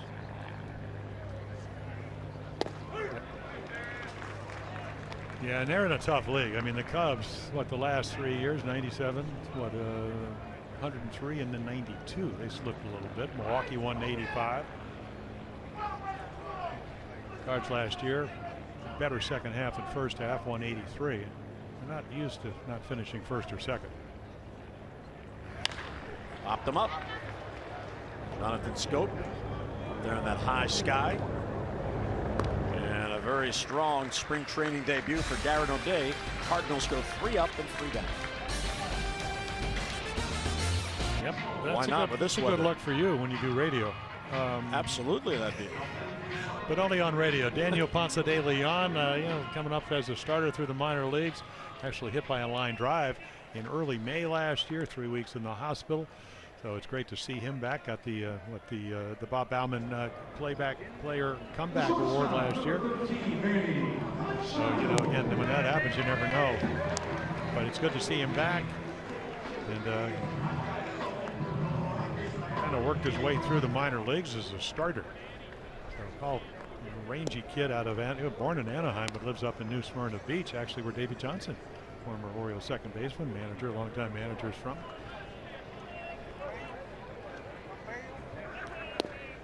Let's see, he played college baseball at Cypress College, University of Arizona, University of Houston, and Embry-Riddle Aeronautical University. 4 colleges. Ooh. Looking for the fountain of knowledge, not the fountain of youth. Was he in demand, or couldn't he hold a job? You mean didn't go to class a lot? Well, Ponce de Leon, I mean, didn't he come here to look for the fountain of youth? He's looking for the fountain of knowledge. I want to experience 4 colleges. There you go. Different ones. Fastball misses to Machado. Well, I went to 2 colleges, not 4. Junior college and then Seton Hall. And he has another hit. Yeah, it's grand slam, now a single. Yeah. Well, you know, it's funny, they're hitting the day, and I mean, the ball is real loud, and of course Adam Jones says, you never had that sound when you pitched. I said, oh yeah, I did. Well, the sound off of Manny Machado's bat, whether it's the grand slam or, I mean, this is just like a tee shot. It has a distinct sound. I remember when Alfonso Sirianni came up with the Yankees. They said you could always tell him when Babe Ruth used to hit. You could. Buck O'Neill talked about shagging balls when they play all those games after the season. He said I could always know when Josh Gibson was hitting or Babe Ruth because of the sound of the ball off the bat. Up and into Adam Jones. Talking with Howie Clark, the Orioles assistant hitting coach during BP, while Scott Coolbaugh was pitching. And he was talking about guys even like Trey Mancini. You know he's up when the ball bounces off his bat. Well, the ability to stay on the ball. I mean, that's what it is. And I think one of Scott Coolbaugh, who's the Oriole hitting instructor, you know, is can you hit a low line drive back up the middle or to right field? Because if you do, that means you're tracking the ball, you're staying through the ball. Are you hitting through the ball or around it? And I always like the guys that hit around it because they were easier to get out. But the guys that stay through the ball, they use the whole field, and with the ball maybe a little more lively, even though they deny it. 6,100 and whatever home runs hit last year, all-time high. I think you want to use the whole ballpark because you can hit home runs anywhere. Wayne Kirby coaching third base today in place of Bobby Dickerson, so he moves over from first, and there is Butch Davis back in the organization. He was up in Minnesota as first base coach for a couple of years. Now back in the Orioles minor league system. Now 2 strikes on Adam, who has struck out twice.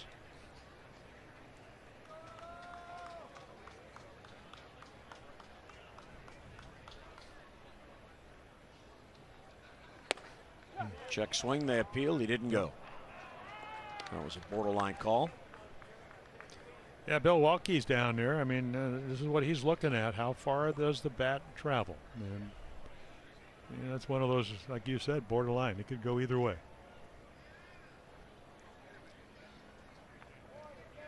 Count evens 2-2 with Machado at first and Davis on deck.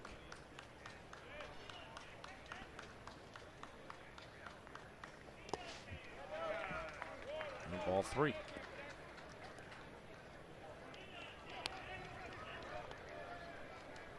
Yeah, Ponce de Leon was drafted, what, 4 times until the 24th round, 38th round. That's where he went to college, 14th round, and then finally in the 9th round signs with the Cardinals. And again, coming up through the minors, great success. 25 wins, 13 losses. Again, another ERA of under 3 runs a game. Up and in ball 4. It's a pretty good at bat there. Adam Jones was down 1-2. Yeah, and it's an important spring for him because he's back on the mound, but also the fact that he did not pitch because of the line drive back up the middle, and then the ensuing recovery and having to have the pressure relieved. He didn't pitch after May. So Adam will leave after 3 plate appearances. There's Cedric Mullins, who is a tremendous base runner.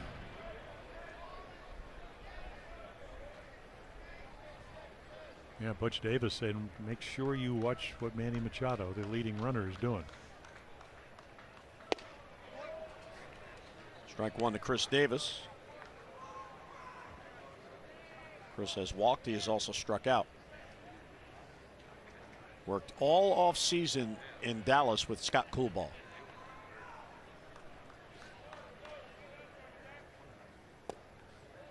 One thing he says he really wants to improve on this year is not being called out on strikes as often as he was. I was always of the opinion in watching him hit that he was a guess hitter because of some of the pitches that he took. There's Scott on the bench. And he told us in the offseason on the Hot Stove Show that he actually is not a guess hitter. Now, I think what happens, and I mean, he does not have a simple swing. If you watch his swing, and again, he can have great success striking out every 3 times up the home plate. Last year was 2.69. That's the lowest ever. If he puts the ball in play, he's the .313 batting average on balls in play, lifetime. So contact's important for him. But again, I think if you don't see the ball, that's how you get called out a lot. A lot of stuff going on. You're anxious. It's kind of like, can you make your pitch when you're pitching? Grip pressure changes. There's a lot of dynamics. A big contract. Want to do well, not doing well. Maybe anxious. I mean, apprehension. I mean, it's just all kinds of stuff. Well, the count goes full. But what he usually does, and again, lifetime .313. He was about 265 with runners in 301 last year. So even though he had a bad year, when he does make contact, do I need to be more aggressive early in the count? But I still want to get a good pitch to hit. There's so many factors going into hitting. But I think probably one of the more important things, Jim, do I have confidence? Do I think I can do it? And spring training, I have a big part of what goes on in Chris Davis's year. Machado at second, Mullins the pinch runner at first, with Chris Davis up, who last year hit 26 home runs to tie a career low.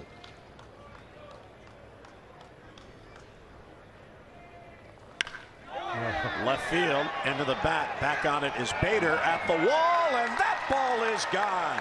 It carries out of here, maybe helped by the jet stream. Yeah, fly balls to left field. Machado's grand slam's a laser, a line drive, but then again, just talk about last year, you strike out every 2.69 times. You don't strike out here, you hit the fly ball, and whether it's wind dated or not, it's a solid at bat. But in this wind and in this environment, the fly ball to left, not a pitcher's best friend. It's going to be trouble. First home run for Chris Davis. So the Orioles have 7 runs on 2 swings. Sounded good. Yeah, well, it did. And of course, again, if you're pitching and you've been paying attention, and I'm sure Daniel Ponce de Leon is doing that, he realizes that fly ball is going out of here. It's similar dimensions. to Camden Yards. So again, it's a short porch in left center, right field maybe a little deeper, about 8 feet deeper. Same down the lines, 333 down the line, but the wind negates any advantage you might have to pitching to the power alley today in left field.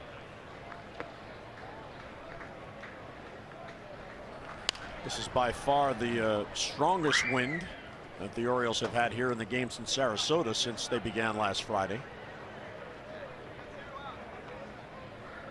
Trey 1 out of 2 with a single his last at bat.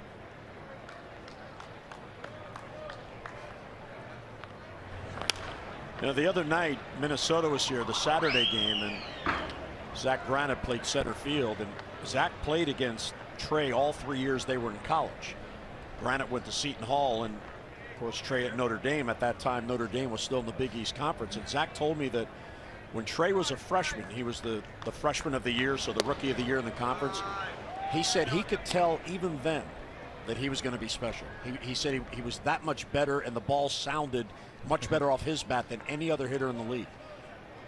And then there's another guy that made it to the big league saying that. There's a good sound. Back on it goes. On cue, Mancini goes deep for a home run. So back-to-back home runs, a 4-run inning, and an 8-1 lead. Yeah, not a good afternoon to get into the hitters' counts, leave one up out over the plate, and once again, I mean, off the bat, you know it's gone. So 3 swings, 8 runs. Solo home run, grand slam home run, 3-run home run. Machado with the 4 RBIs, Davis with 3, and now Trey with a couple of hits. One of them, the 8th run, the home run. I mean, right here, you got to throw a strike. I don't know if it's a cutter, but it ends up in the middle of the plate. And you heard it there, the sound off the bat. And Mike Matheny's going to come out and make another pitching change. So Ponce de Leon will last 4 batters and not retire a batter. So 4 runs in, pitching change in the 5th, 8-1 O's. Machado, 3-run by Davis, solo by Trey Mancini. They take an 8-1 lead. John Gant comes on to pitch. He was acquired from the Atlanta Braves last year. Those are the numbers. AAA Memphis, but then in the big leagues, the C-17 in the 3rd innings had roughed up a little bit. ERA close to 5 runs a game. But starting pitcher throughout his career. And I think the impressive thing for him is that he won his last 5 starts and did not allow a home run the last 2 months after he gets sent back to AAA Memphis. So a chance to impress, whether you stay with the club or not. It's always nice when you're down by 7 to show somebody. First of all, they want to get on. They've been over here on the West Coast for 3 days. They want to get back to Jupiter. Right. So get them home, and part of that is having a good outing. So 5th pitcher used already, and we're just in the 5th inning. Mark Trumbo has struck out twice.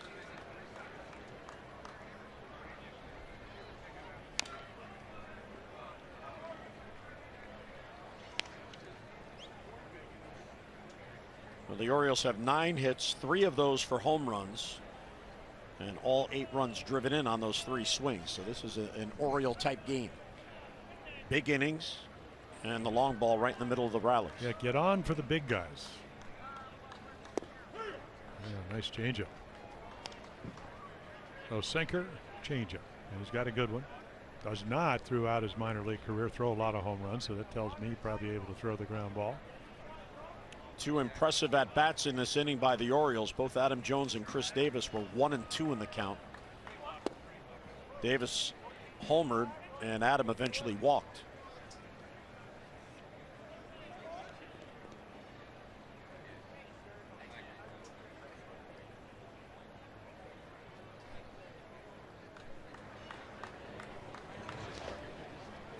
From 0-2 to 2-2 on Trumbo. Well, how about Gant? He was originally drafted by the Mets, 21st round, and to give you an idea, that means that 641 players were drafted before him. And then traded to the Braves. Juan Arabi, the infielder. Kelly Johnson actually played with the Orioles a little bit. He went the other way, and now he's with the Cardinals. And there's another changeup, and a good one. That'll make 92-94 look awfully firm. And Mark Trumbo, 3 times up, 3 strikeouts. Perfect pitch right here. And if a circle changeup that ends up exactly where you want to throw it if you're a pitcher.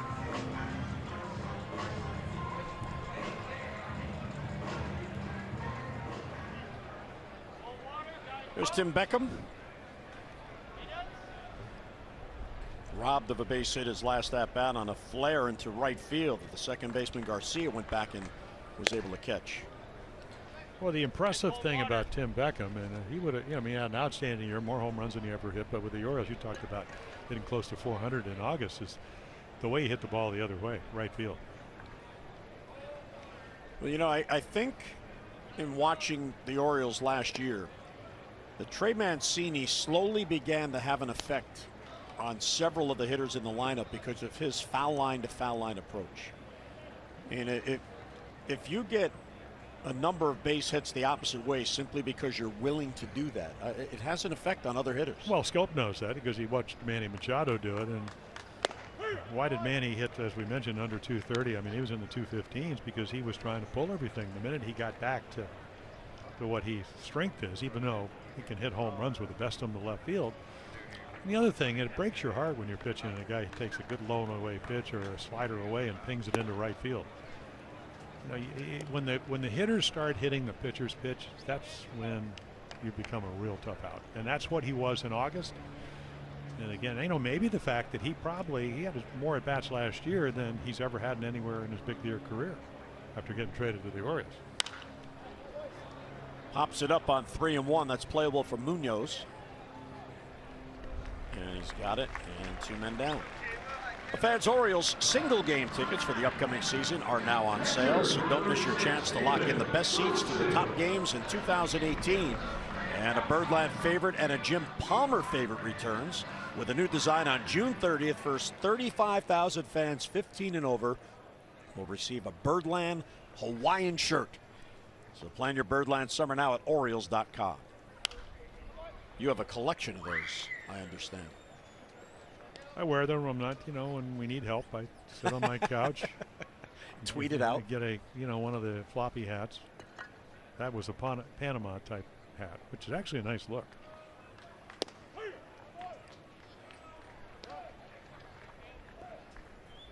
And then you wear the Madras shorts and you're ready. It's a good look for you. I mean, there are some Madras Orioles shorts out there somewhere. I don't know if those are homemade or not. They come up on the road trips every once in a while. You have any Oriole garb for Teddy, your famous puppy? Teddy does. Wired Hair Dachshund does it. Teddy doesn't need it. He doesn't need. Oh, come on, you got to get in the spirit of things. No, man, with that hair. He doesn't need to dress up. Ooh, borderline call there. Called strike 3. Paul Emma liked it. Big inning for the O's. They get 4 runs on 2 swings. First, Chris Davis goes opposite field on a 3-2 pitch, his first. And then Trey Mancini's second home run of the spring, a solo shot, makes it 8-1 O's. Pittsburgh, Texas. Again, the Orioles trying to acquire minor league talent. Again, not overpowering, more hits than innings pitched. Fly ball pitcher. Again, he comes in to inherit an 8-1 lead, and the Orioles make some defensive changes behind him.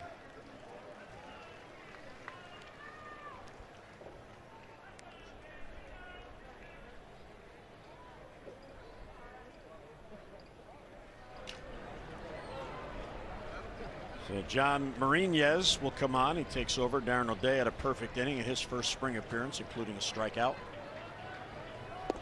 And there's a pitch taken down and in 1-0. Well, let's head out there to the home run hitter. Trey Mancini joins us, and it sounded good from up here. You had to be pleased with that. Yeah, definitely. He mixed in a lot of cutters along with his fastball there, so I was ready for both, and luckily called it out in front a little bit and put a good swing on it. Well, a couple of hits. I mean, I'm kind of impressed. Again, the toughest guys for me to get out were the guys that stay through the ball. You do that about as well as anybody on this club, but even the single up the middle. But I asked you today, you had such a terrific freshman year, rookie year, whatever you want to call it, 340 runners in scoring position. Fabulous number. They said, what can you do better than last year? And what did you tell me? I think I had a lot of wasted movement in my swing last year. So in the offseason, I focused on keeping my head in the same place, which is back more, and still having a forward movement with my step, but I try to keep my head in the same spot, and I tried to eliminate the leg kick. I thought it was a little unnecessary and kind of made my head move a little. So those are the two kind of minor things that I tried to fine-tune this offseason. So you trained you stayed actually in Washington, right? I did, yeah. So I was up in the area, trained, switched between Baltimore, Camden, and Georgetown, actually. So yeah, I did that and then traveled around a lot the last couple months of the off season and just kind of trained wherever I was there too. We need more people in Washington to keep their head still. Yeah. So I'll segue into that line drive to left field. Just kind of, it's spring training, first game. It's our opening game too, or at least for me. No, it was a good one. But yeah, I mean, you know, it takes a couple games. You know, it's a little strange after not seeing live pitching since I think October 1st was our last game. So we're all just kind of trying to get back in the swing of things up at the plate and put some good at bats together up there. So how can you, other than working with Wayne Kirby, make yourself a better left fielder? You made tremendous strides last year. There's no better place to practice at than here. I know Buck talks about it a lot, but there is a high sky here. It's tough, especially the day games here. The night games, there's not too much of a problem, but with the background.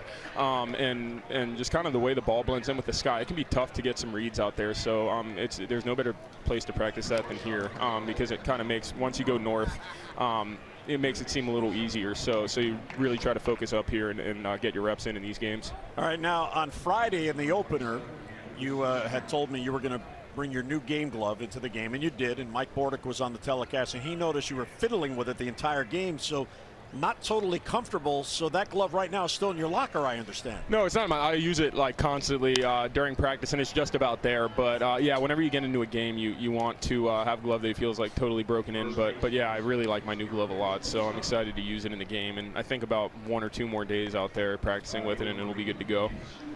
And so you had Mark Trumbo's glove the last couple of times in the outfield. That one's broken in because he doesn't use it much.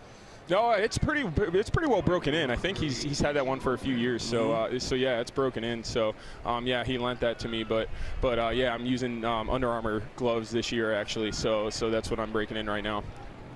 So when do you think that glove will be ready that you can trust it? Probably our next home game. Oh, good. Yeah. There you go. Yeah, I'm going full tilt with it. You know, another thing I wanted to ask is you made the comment over the winter that you didn't want to come to camp expecting anything. I mean, right. we all know you're going to be in left field on opening day batting somewhere. But tell the audience about your approach and why you decided to take that approach. I mean, baseball kind of makes you a creature of habit. So every spring training I've come to from the time I got drafted, I tried to make a team, whether that was, you know, Frederick or Bowie or Norfolk out of spring training. And here it's Baltimore, like it's been the last 3 years for me. So I'm not going to change that. You know, you can maybe, a lot of people can say, yeah, you're going to be in left field and this and that, but you can't ever tell yourself that because this game really finds a way to humble you pretty quick. So keeping that humble mindset, I think, really helps out and can help get prepared for the season. Well, Trey, a big day, home run, a single, and we appreciate the visit. Keep it going. All right, thanks, guys. Appreciate it. All right, that's Trey Mancini. There's another wild pitch, so a hit batter and 2 wild pitches by Mariñez, and a runner at third with 2 down. This is DJ Stewart. He's in left field now. Cedric Mullins in center, and Jacob Brugman is in right. Ryan catching is Susak, his first appearance. He had the staph infection. Ryan Mountcastle's at third. Vielma, his first appearance for the Orioles, is at shortstop. Ruben Tejada is at second base, and Garabez Rosa is at first. Yeah, Susak, I mean, a couple of balls that get by him, I would imagine with a runner at third, he will try to block him. He's kind of backhand him, both breaking balls. Won't matter. Fly ball to left. Stewart battling that high sky Trey just talked about, and he's got it for the out. So the hit batter doesn't hurt. A man left, mid-sixth, 8-1 O's.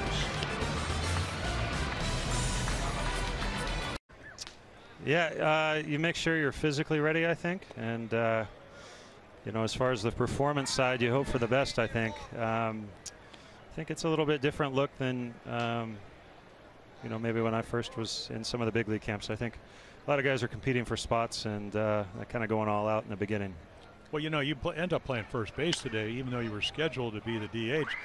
You know, I mean, I've seen you play so long. Didn't you play third for the Angels? You played right field. You played well for the Orioles. You played first base. Do you do those things in spring training to get ready for the season, just in case? Today was a little bit last minute, but I need to be a guy with some versatility. I need to be able to give Chris a day off. I stay, as sharp as I can in right field, but situations like this, I'm probably the guy that's going to be doing it. So it's necessary not to get too caught off guard and be prepared and contribute when you can. Now, Trey Mancini just told us that you were nice enough to lend him your glove because his new glove isn't broken in yet. Now, what would have happened if you had to go in the outfield? He had your glove. Oh, man. There would have been some trading. I don't know. I might have brought the first base glove. No, we have enough. But I think that's one of the things when you get a new glove. It does take a while. So you usually bring something old and broken in before. So, last year I think you were talking, or maybe your first year here, because this year going to be your third year. You told me one of the most important things in spring training, and we're so early. I mean, we're not even to March 1st, is that you want to see quality breaking balls. You saw a couple today, but you want to see quality breaking balls, and that really helps you get ready for the season. Yeah, no doubt. That was premium stuff. That's kind of what you see, especially if you're one of the regulars. It's usually the more established guys are going to pitch early on, and fortunately for a lot of the other guys in the lineup today, they got a pretty good look. Manny had a great game, Trey, CD, so it looks like we're today was a good day for us. Now, numbers wise, I know as veterans that's not something that you're too concerned about, as Mountcastle gets in the one to deep center field, and that ball's going to go. Wow, there's another home run. The Orioles' top prospect hitting it out, and it's now 9-1. But as far as getting ready for the season, obviously you'd like to have numbers, but for a guy like you, it doesn't matter. You know you're going to be on the team, and you're just getting ready for March 29th, right? I personally operate with if I apply a little pressure. I like to compete. I like to do well.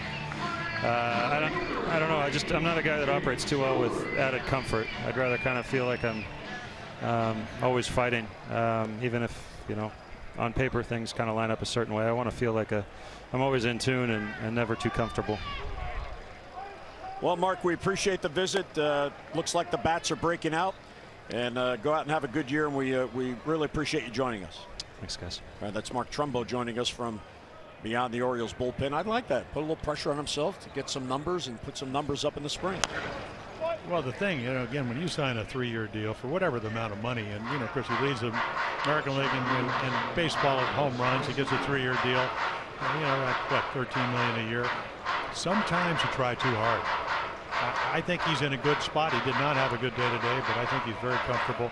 He's made some adjustments. He'll keep working over the next 30 days. And the thing about Mark Trumbo, you're going to get effort, and you can't ask for anything more than that. And then you just hope the production, which he's certainly done in the past, will keep up with it. But back to Ryan Mountcastle's home run.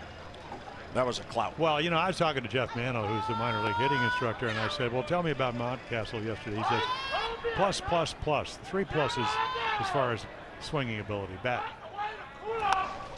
So it's just a matter, really, for him to figure out, again, what position he's going to play other than hitter, because he's real good.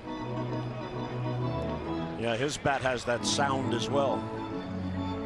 Well, former #1 draft choice, and the hitting has not been a problem. Finding where he's comfortable defensively, not blessed with a strong arm,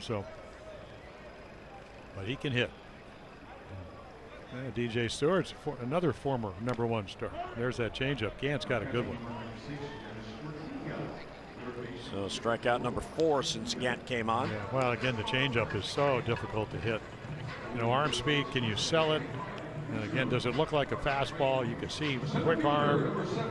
Ball certainly a lot slower than he makes a perfect pitch.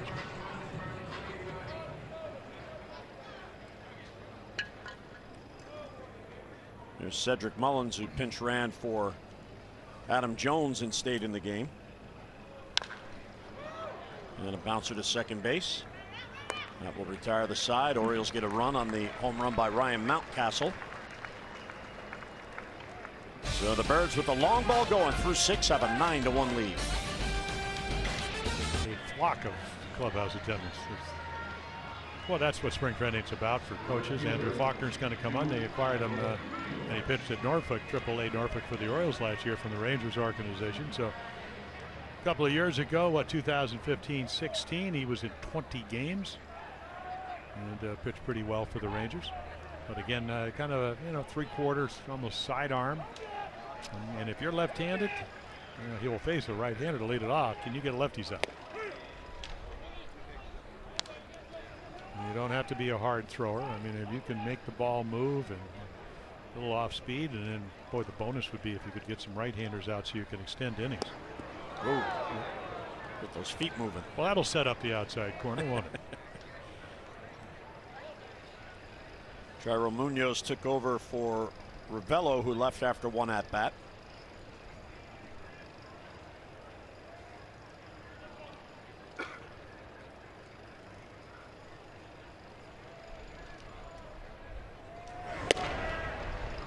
Orioles like Faulkner's arm. Being a lefty also plays into his favor. Still only 25 years old.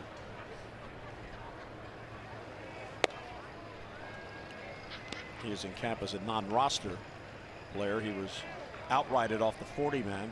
Got into 34 games for Norfolk last year. Yeah, ERA, 279, pitched well.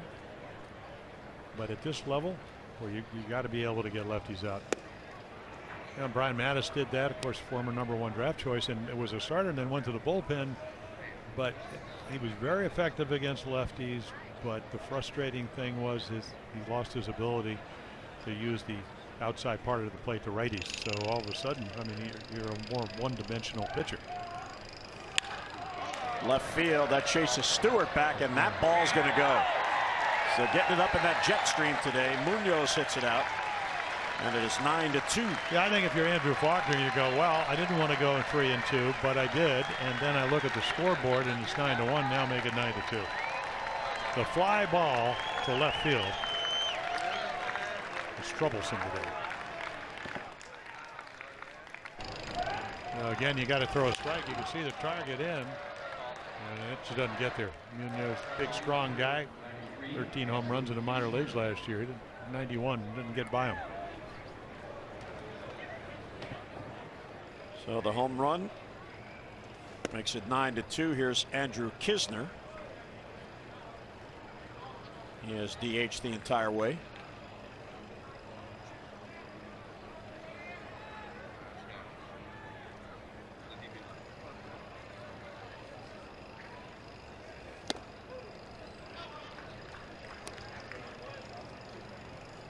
Faulkner made his big league debut in August of 2015.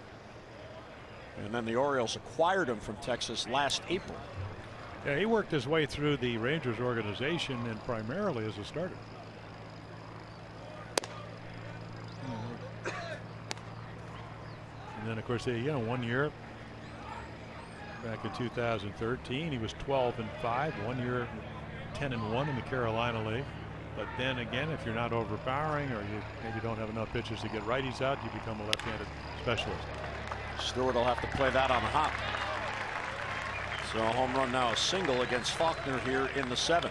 Well, an exciting day for the Orioles organization. The team announced today a multi-dimensional partnership with the Naval Academy Athletic Association, and some exciting things here. The Orioles and Oriole Park at Camden Yards, they're going to serve as host site, as Army and Navy will play a doubleheader on Sunday, March 25th, and that'll raise funds for a couple of nonprofit organizations. Then in August, the Orioles will host Navy Day.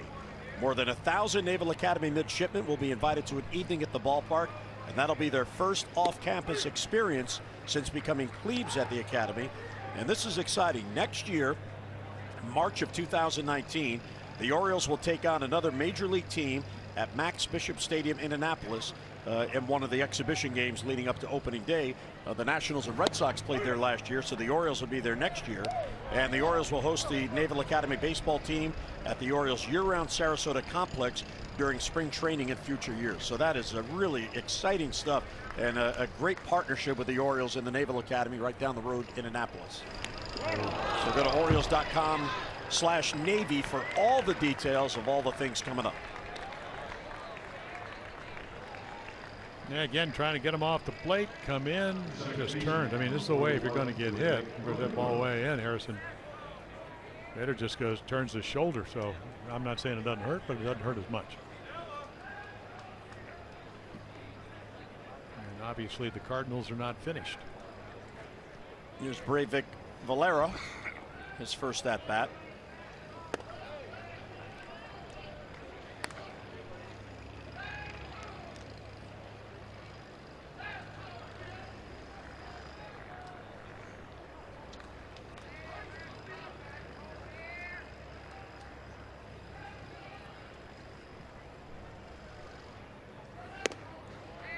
Yeah, the partnership with Navy, that's really exciting. Yeah, we never had a partnership, but probably on 3 or 4 occasions is Roger McDowell, Oriole pitching coach, going to come out because he's really getting down the rubber. I mean, arm is dragging, everything's up. But yeah, we used to go down there and play exhibition games all the time, but this is really special because they'll come to Camden Yards. And then for years, every time, you always knew when the Naval Academy, you'd always look up in left center field and all the Cleaves would be up there. I had the chance in December for the 2nd consecutive year to attend the Army-Navy game. Unfortunately, Navy lost. The field goal as time expired just missed. Played in the snow in Philadelphia. Well, that's an annual game. Yeah. Yeah. Oh, yeah. So while the Orioles are playing their final game here against the Phillies in Clearwater on March 25th, Army and Navy will take over Camden Yards, with Navy as the host team.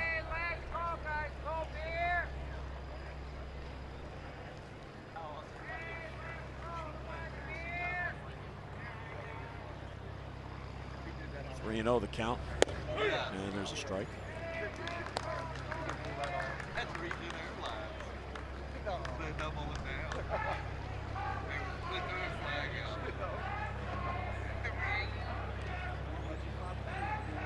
Still nobody out. All 3 have reached. And there's a close pitch, but it's ball 4. So the bases are loaded with nobody down. Well, yeah, he doesn't get in the middle of the plate, but it just misses off the corner.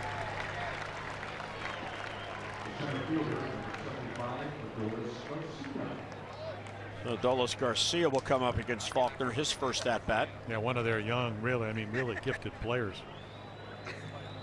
The other day, drove in a run, threw out a guy at home plate. And those are the numbers: 290 hitter down to AAA with 15 home runs. Yeah, the one thing about the Cardinals, they are not shy about international scouting.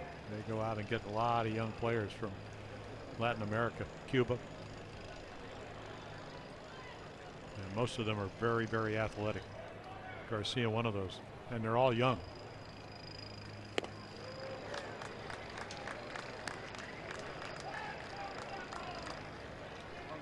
Well, 1-1 the count as he gets a swing and a miss. Yeah, you have a 9-2 lead now. I mean, you're looking for an out. You're looking for multiple outs. You're looking to get ahead. He's been behind everybody. Rosa backs up. Calls off the second baseman and hangs on. That was the second baseman's ball. Fortunate he didn't allow that ball to drop. Right there was Tejada with a better angle. Yeah, the veteran, but it's difficult in spring training because you don't play together. It is a windy day. The ball's actually going to go up blow black because it's blown to left field. So right there easily could have been dropped. Tejada would have had a better angle, would have had a better angle to home plate. But when you're down 9-2, you're not going home and get thrown out with the bases loaded. So the way the wind's blowing, one swing in this game is 9-6. You get a fly ball to left field, it's going out of here.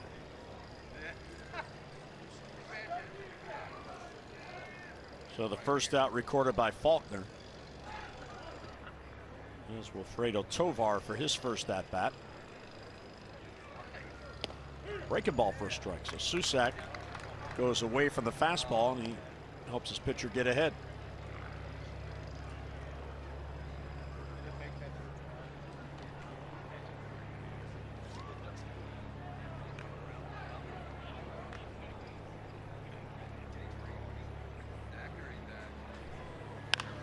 Line drive and a base hit the other way. That's heading down the line.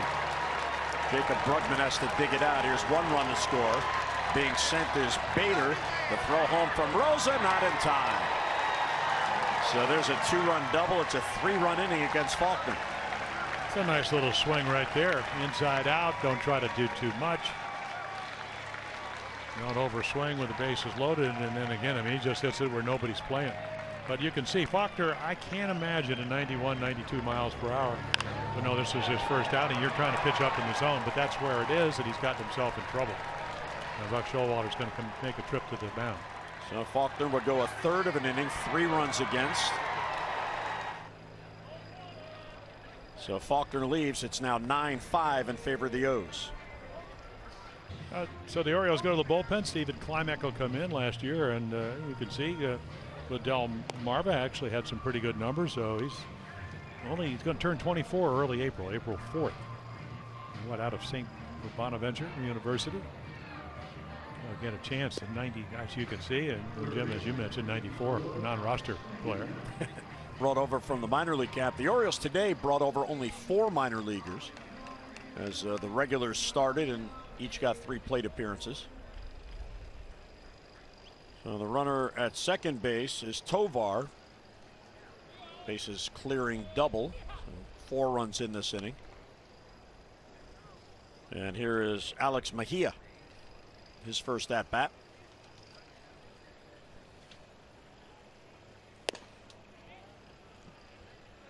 Faulkner, a 33rd round pick, facing Alex Mejia.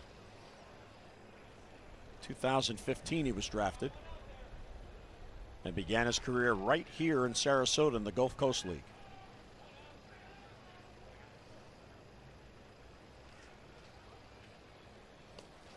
That one got right through Susac. Klimek, excuse me, I think I said Faulkner, who's no longer here, but no. Klimek in 2015, Gulf Coast Orioles. Then the following year, he was in extended spring training and went to Aberdeen before being promoted to Delmarva. Last year, as Jim mentioned, he was at Delmarva the entire year. Yeah, Suzak's got to do a little bit better job of knocking those balls down. I mean, it's been tough. Of course, Mejia, Double-A last year, 251 hitter. Triple-A, he goes to Triple-A, 335, and actually got 46 hits in the big leagues. So take a look right here. Again, looks like maybe it's a little sinker. He just didn't shift very well. Very late start, so the ball gets by him. Nice little change up there. And again, for Mejia, anything other than a pop up or a strikeout gets a run in, because with a 9-5 lead, the infield's still back. Hitters count at 2-1.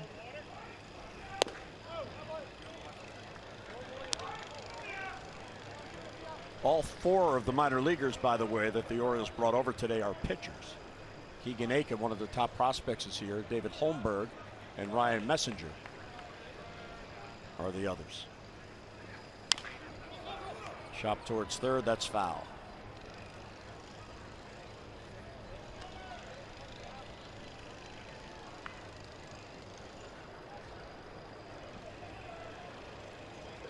So Klimek back in the at bat at 3-2.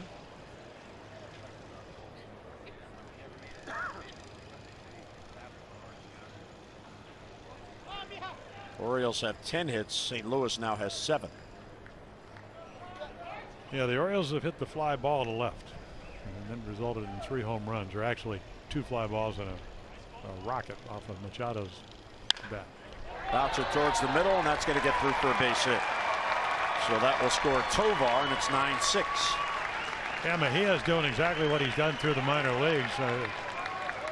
19 home runs and 1,966 at bats. So he's a contact hitter, and right there, back up the middle. Nice approach. Pretty fast infield ball, kind of caroms into center. Here's Dennis Ortega now. He is in Carson Kelly's spot, the catcher. His first at bat. Slicing down the right field line, and that ball is fair. Rolls all the way to the bullpen. Heading to third is Mejia. He'll be held. And Dennis Ortega on at second base with a double. That is the second ball hit right down the line in this inning.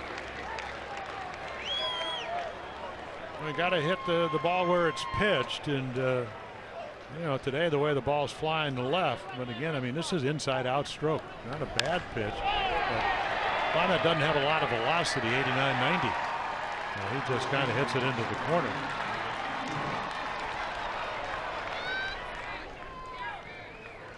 So a 5-run inning so far here in the 7th. The Orioles have a couple 4-run innings tonight. And it's still only 1 out. And they got a guy that hit 31 home runs last year at AAA. Pat Wisdom. Wisdom has gone the entire way. He's now at first base. 0 for 3. Breaking ball stays inside.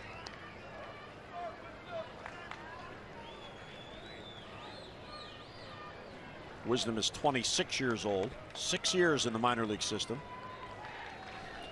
Well, when you're a catcher and you got Yadier Molina, you know, with 3 more years on his deal, you know, I don't know, countless amount of gold gloves. You learn other positions. Yeah. Or you're a backup guy and you're kind of work your way through it. And Molina not on the West Coast strip.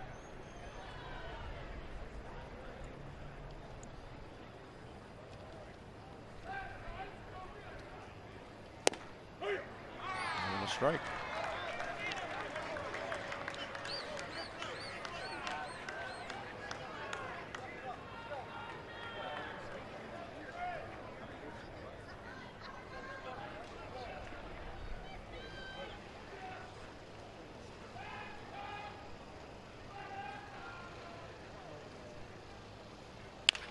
Weak ground ball will get another run in. There's Vielma. And a scoop on the back end by Garibas Rosa. Nicely done. Yeah, really nice play over there. Trumbo made a nice one in the first inning to get out of the inning on the throw from Scope. And Mejia scores. 6-run inning, making it 9-7. Yeah, easily could have got him by him. High curve ball, Wisdom. Just the routine grounder, except the throw bounces. Helps him out.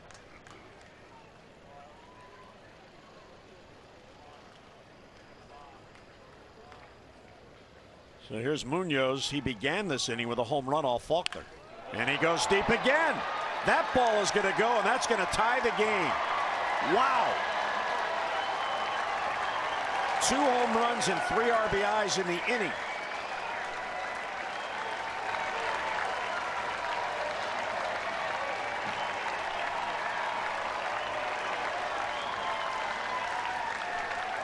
An 8-run inning.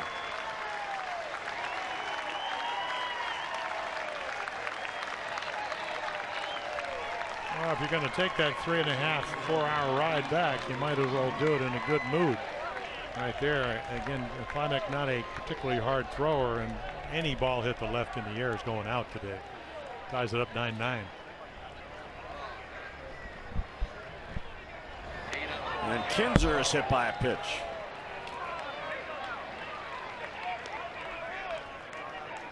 Second batter hit this inning. Faulkner hit Bader, who's coming to the plate.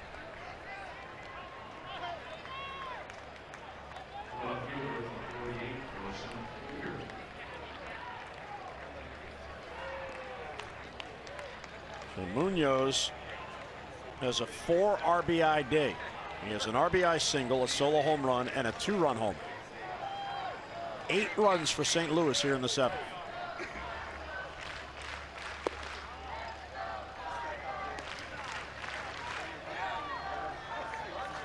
Well, you got to hit batters, but not a lot of gifts. No free passes.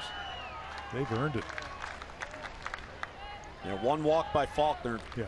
2 hit batters this inning.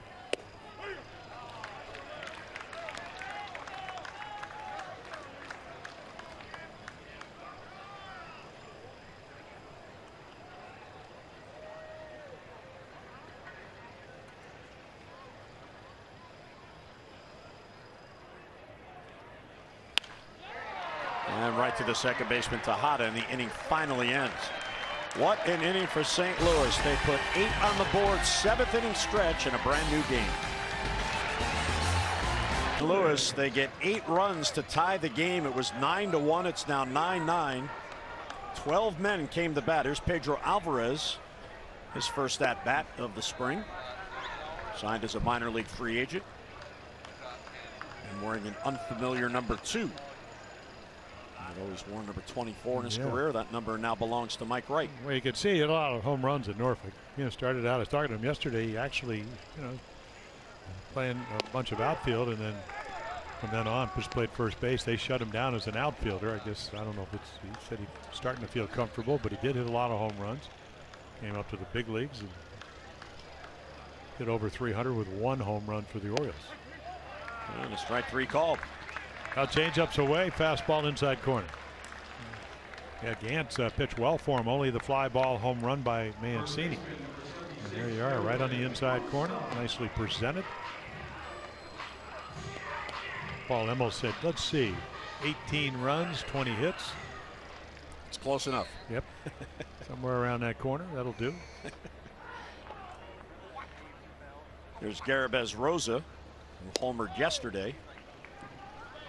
Eastern League Player of the Year last year at Bowie. He is the Bay Sox all-time leader in games played and in base hits. And as Mike Bordick pointed out last Friday on our telecast, that means the statue of Caleb Joseph had to come down. He broke all of Caleb's records there. Oh, Caleb had that 1 year where what?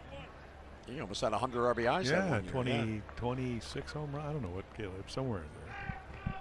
He was there for 4 years.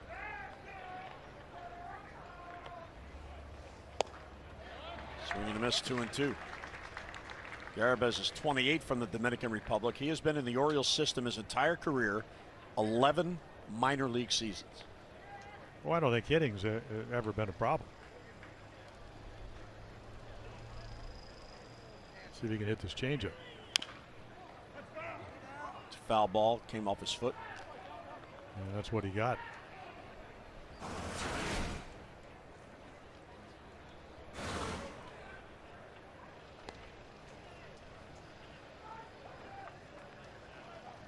Rosa last year had 162 base hits in 124 games for the Bay Sox. Like I said, hitting's never been a problem. Yeah. He had the 2nd most base hits in all of AA baseball last year. And he got it. Perfect pitch. Yeah, the one thing about John Gant, he can pitch a little bit. And again, I pitched pretty well in the minor leagues last year, but at the end of the day, every time you come to a spring training game, there are a lot of advanced scouts sitting again down the road. When somebody comes in and when 18 runs are on the board and the wind's gusting the left field and he's able to change speeds and keep the ball down in the zone, you remember those guys. Ruben Tejada, first ball swinging.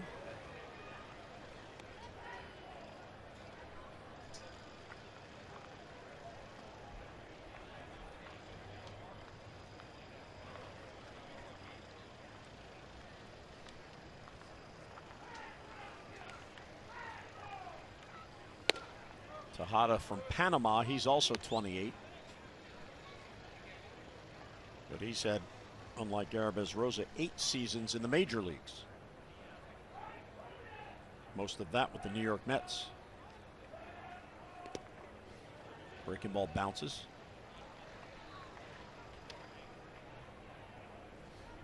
Gantz did a good job. He came on in the 5th inning after Ponce de Leon could not get an out, faced 4 batters, all 4 scored. And he's only allowed 1 run on the home run by Mountcastle.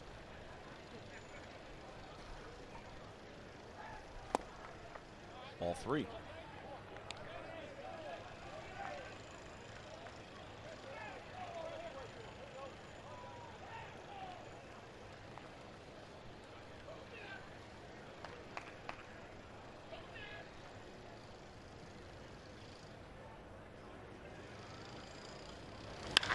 And a base hit to left field. So looking for a pitch he could pull. And he did it. So Tejada's on. Ruben Tejada, Jim, one of the 4 players in camp in contention for the utility infielder role. And here's the experience factor. Of course, Tejada has the most major league experience.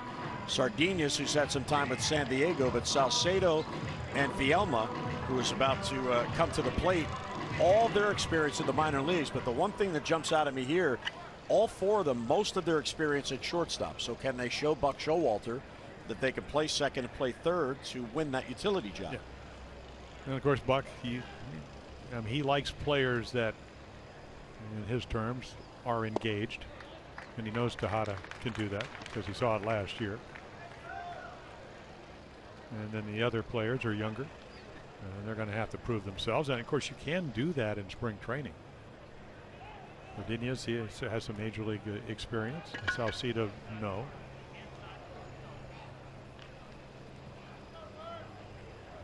Well, this is Angel Vielma.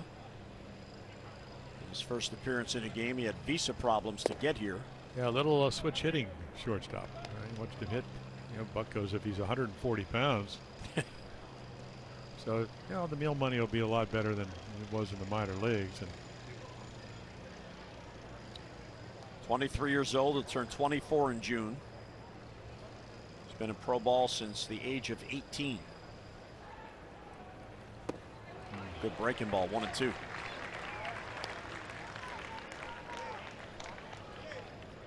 Yeah, his off-speed pitch of choice has been that changeup, but throws that a lot to righties. Lefties, he's dropped some hooks off, and it's been good ones. Of course, it started with Jack Flaherty throwing some really good breaking balls early on. And he got roughed up that extra inning, tried to stay out there at the third. Manny Machado hit the grand slam. There's a good at bat, just poking it foul.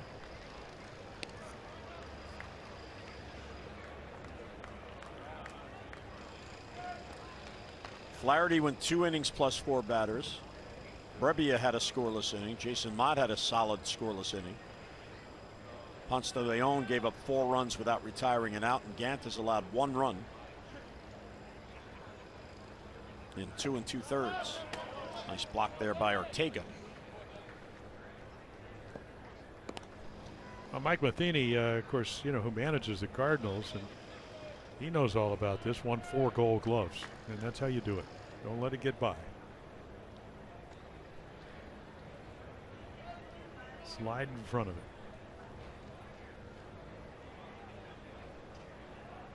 Now 2-2 with 2 down, and Tejada at first.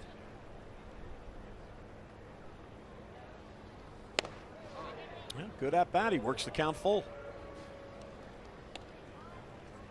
Andrew Susac is on deck, making his Orioles debut. Yeah, I watched Andrew hit yesterday, and I know it's batting practice. It's not guys throwing you her curveballs and changeup, but Susac's got a little power, and he's a pull hitter, and that's the way the wind's blowing here. So they'd love to get him to the plate. Outfield very shallow on Vielma. Tejada will be off with the pitch, and he got him. So he strikes out the side. John Gant with a strong inning. Base hit, a man left through 7. It is a tie game, 9-9 here in Sarasota. Yeah, again, you can see the numbers with the Orioles, and they weren't good. I mean, he's got good velocity. Command was not good at the major league level. They're a little different down at AAA Norfolk. So he'll come in a tie ball game. I mean, his fastball can be in the 93 to 95 range. Big curveball out of Texas. Went to Katy Cinco Ranch High School in Katy, Texas. Good size, good arm. Is that where Roger Clemens is from? I believe so. Katy, yeah. Texas. Here's Valera, the leadoff man. Crichton last year had a great spring and instantly on the radar of the major league club, and he eventually made his big league debut a couple of weeks into the season on April 16th. Breivik, Valera, Adolis Garcia, and Wilfredo Tovar here in the 8th inning. Crichton will turn 26 tomorrow. There's a bunt that goes foul, and he is one of those February 29th birthdays. And there is no February 29th this year. Not this year. So he'll have to celebrate his birthday tomorrow on March 1st. So only every 4 years does he get to celebrate a birthday on his birthday.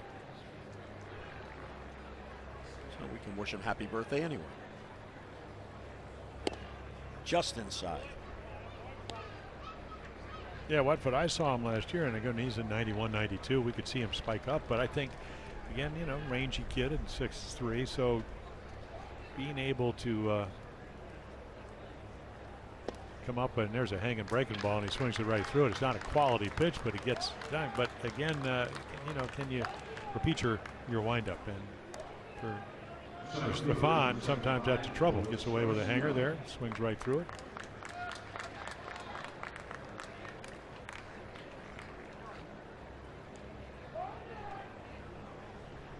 Adolis Garcia. One at bat, he popped up the first.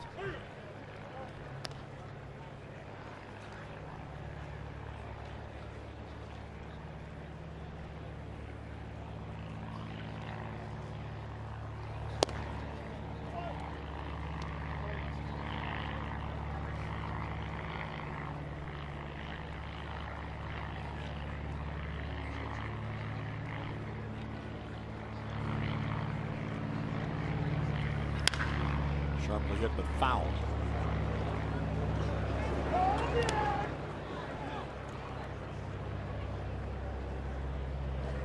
Garcia, as Jim told you, from Cuba. He's in camp as a non-roster invite. Yeah, played 1 year in Japan, actually, you know, briefly. Only, what, 7 at bats. Nice play by Mountcastle. Can he make the throw? Not in time. Garcia hustling down the line, beat it out. Nice play. Keeps it from a double, and that's a tie ball game. You're looking for that. You know, again, I haven't seen Mountcastle throw a lot. Again, they say, well, I mean, he gets to it very quickly, but of course, when you got speed, and it's not a bad throw, and it has pretty good life on it. So there, take away the double, but Garcia for a right-handed batter. And I'm sure this is what the Cardinals saw. We talk about athleticism. He got down the line very quickly. And he could steal bases, and I wouldn't be surprised if they run. Did it yesterday, did it the first game. So they've been on the west coast of Florida for 3 days. 81 steals, 31 caught stealing for the Cards in 2017. Crichton keeping them close. How about 2 years ago? They stole 35 and got caught 26. That's when you don't have a lot of team speed. The Orioles, they don't run very often, but they don't get caught very often either.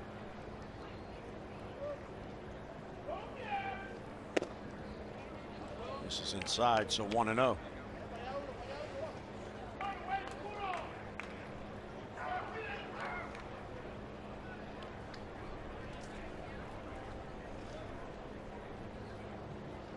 Each team now with 11 base hits. Foul off the bat of Tovar. Yeah, Tovar really kind of turned that inning around. I mean, that was an 8-run inning in the 7th, but really inside out, hit a double right down the right field line, cleared the bases. I get a little nervous because I don't know if he's related to Cesar Tovar. Terrific player when I played for the Twins. Runner goes and the ball's fouled off. Straight down at the plate. Yeah, Cesar Tovar played for the Twins, and right behind him, Jim, was Carew with 7 batting titles, and then hit behind him was Oliva with, what, 3 batting titles, and then Killebrew with 546 home runs. In fact, he broke up 2 no-hitters by Mike Cuellar and Dave McNally within a week. Wow. Terrific setup man, table setter for the Twins. Tovar's from Venezuela. He's had a little major league experience with the Mets in 2013 and 14.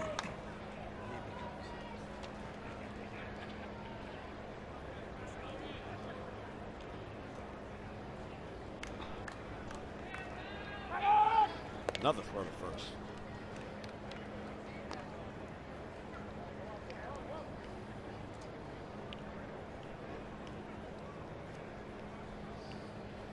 Tovar last year, the entire season in AAA for the Cardinals. Runner goes, ground ball knocked down by Crichton. Tejada has to hurry, and he gets his man. Yeah, nice really, play yeah. by Tejada. Yeah, he's got to totally change direction.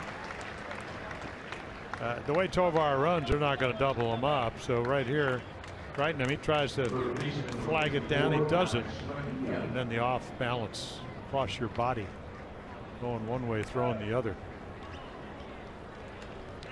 And again, there's, I mean, that's you talk about a veteran player didn't hurry because he, you know, he knew he had plenty of time. Young players sometimes rush. Well, when J.J. Hardy got hurt last year, it was Tejada that took over at shortstop until the trade about a month later that got Tim Beckham to the Orioles. Here's Alex Mejia, RBI single in the 7th inning.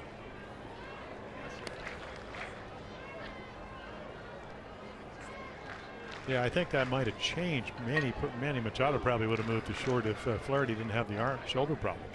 He'd probably gone to more to third. But the Orioles certainly trying to win. They get Tejada. You know, they got Jeremy Hellickson. That did not work out well. I think he went 2 and 6 as an interim starter. Jeremy's still out there as a free agent.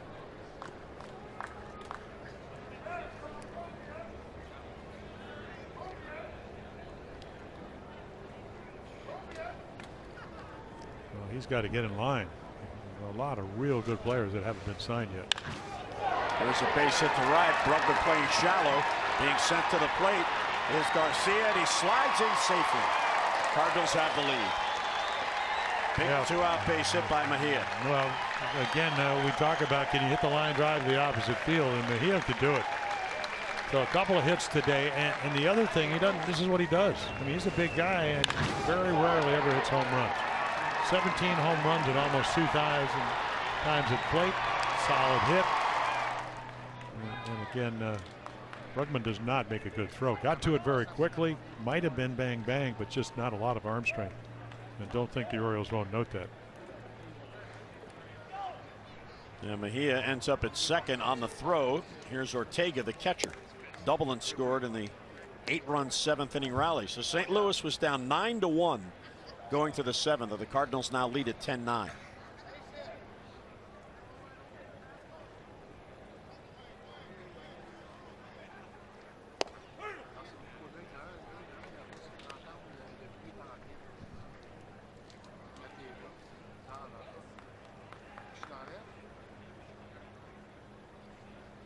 Cardinals now have 12 base hits to this inning.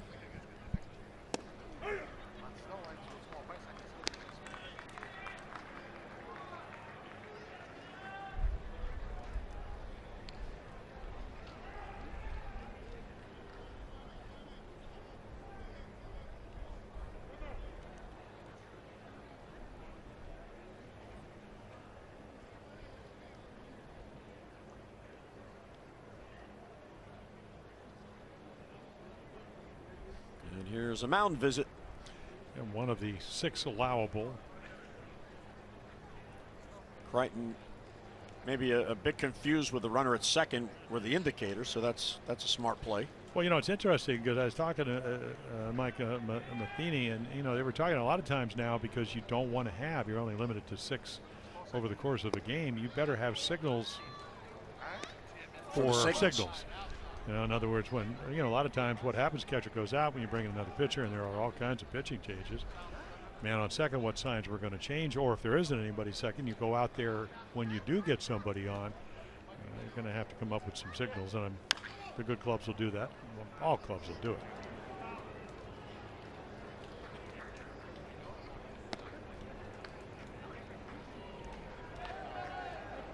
Well, there will be adjustments, and you're right. Maybe there were times where there would be 4 or 5 catcher visits within an inning. Well, how about the World Series? I mean, I love Brian McCann. I mean, he gets traded to the Astros, helps them win. Forever. And he got him to get out of the inning. But the Cardinals turn an infield hit, a ground ball, and a single into the 8th. They will face a new pitcher, Hector Mendoza, for St. Louis. Yeah, out of Cuba. Pitched 4 years in Cuba, a couple of on loan years in in Japan, and then last year Palm Beach did not have good numbers out of the bullpen, primarily, in fact, at least in the minor leagues last year, all 19 appearances. So he was 0-6 with a high ERA. So we'll see how he handles it. And again, if you just joined us, any fly ball to left field is going to probably get out of here. Wind blowing, gusting to left.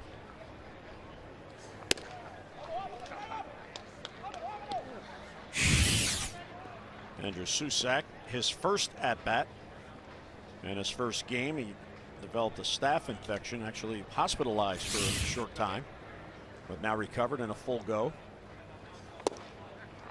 3-0. Brugman is on deck, and then Mountcastle.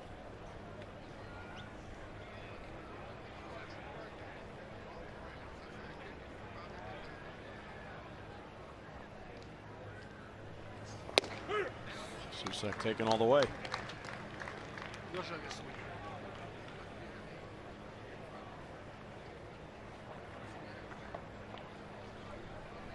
Susac will turn 28 on March 22nd. Up and in ball 4, and the tying run on for the leadoff walk.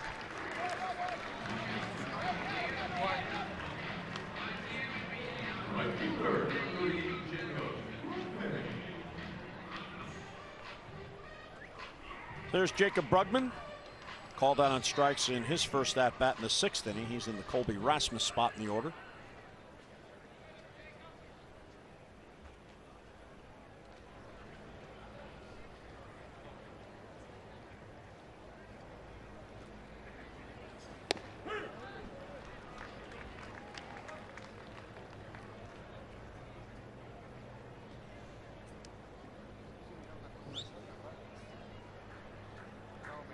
Sixth pitcher used by Mike Matheny in this game.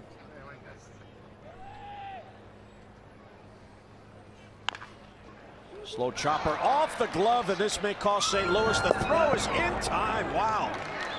Alex Mejia saving the day there for St. Louis. Yeah, real nice play. Shortstop's trying to get it. Pitcher couldn't get it.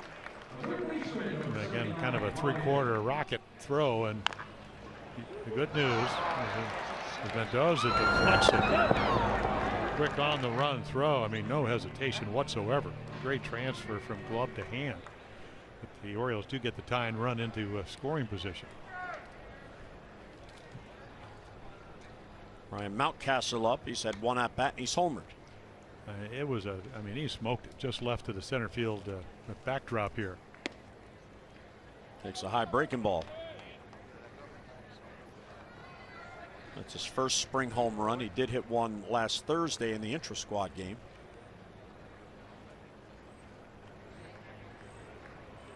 Bright future. The Orioles will just have to decide where he'll fit best defensively. He's still only 21 years old. He was drafted out of high school, first-round pick in 2015, so this will be his 4th pro season. And last year, Jim, he only spent half the year at Frederick and still had enough plate appearances to win the batting title in the Carolina League. Well, there's no doubt he can hit. I mean, everybody I talked to, but he's young. I mean, young age-wise, you know, again, be 21 and you can be a little more mature. I'm not saying he's immature. I don't want anybody to label that. It's just, you know, some guys are a little more worldly than others, and you're right about finding the position. Came up as a, you know, he was drafted as a shortstop, #1 by the Orioles, but doesn't have the arm strength. Almost made a nice play at third, so he's going to figure out maybe where the best defensive place to play. I mean, you got Chris Davis with what, another 4 years after this year. After this year, Trumbo with this year and another year as a DH. Mancini, a first baseman by trade, but for now an outfielder.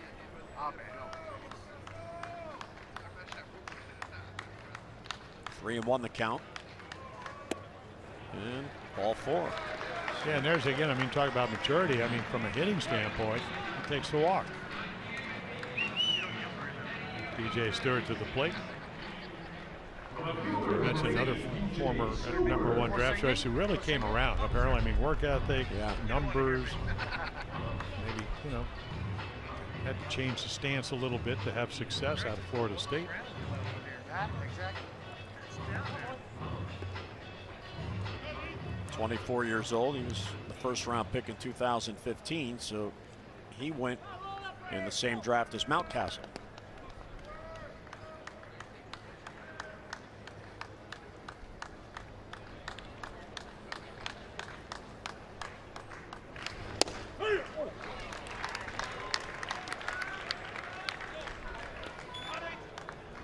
Last year hit 21 home runs for the Bay Sox. One of 15 players in Double-A ball last year with at least 21 homers.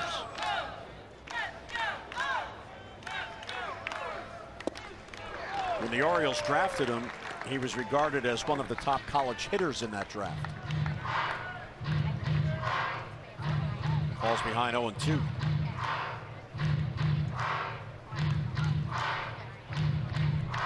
Yeah, back-to-back changeup for Mendoza. Yeah, I talked to a lot of scouts who saw him play early on, not athletic, but he's worked real hard to change that, at least that scouting report, changed his stance a little bit. Apparently had a real severe crouch, so he's a little more upright.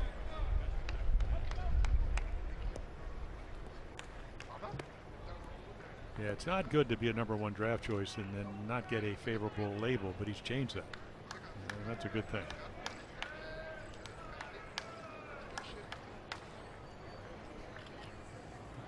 A 1-2 on him, and another good take.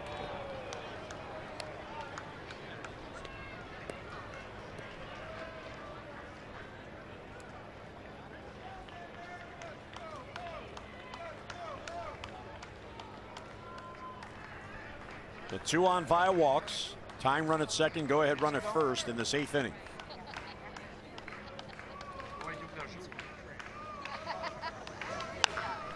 Pops up a breaking ball. He has a play, and he asks for the out. That's a big out for Mendoza. I think it was another changeup, but he got it down and in, and DJ Stewart tried to wait, and then couldn't quite get the bat head to it and popped it up.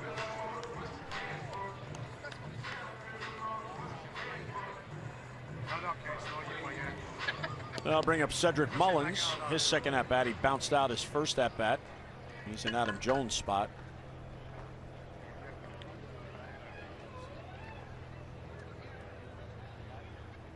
Young man with a lot of talent and a lot of speed. Yeah, you could just see him the way he ran down to first base on. He hit the ball pretty hard to second baseman. How fast he was. Yeah, for him, just a matter of getting your reps and your at bats, staying healthy. Last year, what, hamstring problems? Yeah. Early on, and it really slowed down the whole process of playing a Double-A. Switch hitter, that certainly helps. Better from this side, at least stronger.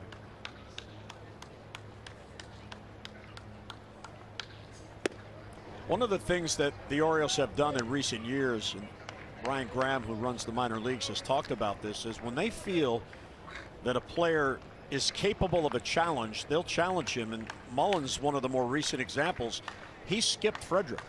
He was at Delmarva in 2016, and then last year was promoted to bully. So he went from low-A ball to double-A. And if not for the hamstring injury, who knows? But that year at Delmarva, Jim, he had 61 extra base hits in 2016 and 30 stolen bases. No, he's a player, and I think you challenge players by actually letting them go up and figure it out if you're going to be patient. So if you're going to make those moves, I mean, it's kind of old school in a way. I mean, why do you want to baby talented players like Cedric Mullins?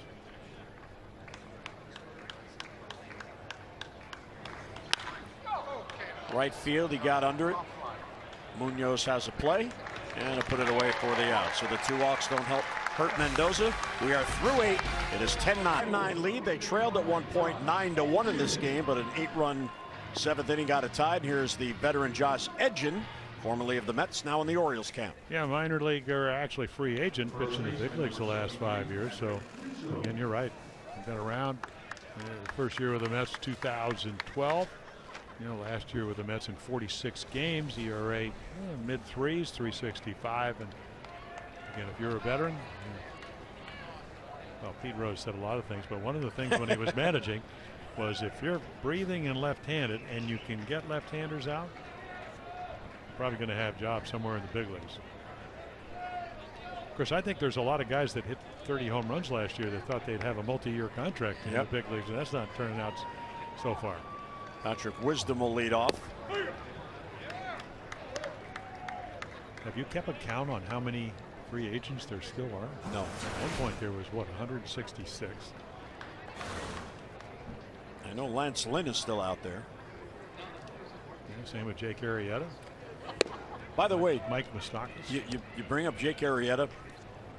Someone on the Cardinals staff told me today that the reporters that covered the team noticed that there isn't one player of the 63 in camp with St. Louis that is wearing number 49. And the theory of the reporters is that the Cardinals are keeping that aside in case they can sign Jake Arrieta.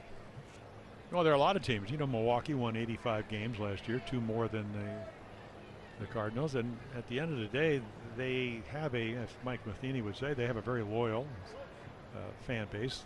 They usually are up in the topped up right there. But I mean, they're going to draw just about as well as any team in the National League, and so I would imagine they could afford it if they could get the right kind of deal. I mean, everybody's for the right price is trying to get better. And one of the theories about the slow market and the lack of many of those big names still out there is the asking prices of the agents. Well, the irony is that, you know, in a normal year when you turn down the qualifying offer, which is this year was $17.3 million, you get a multi-year deal.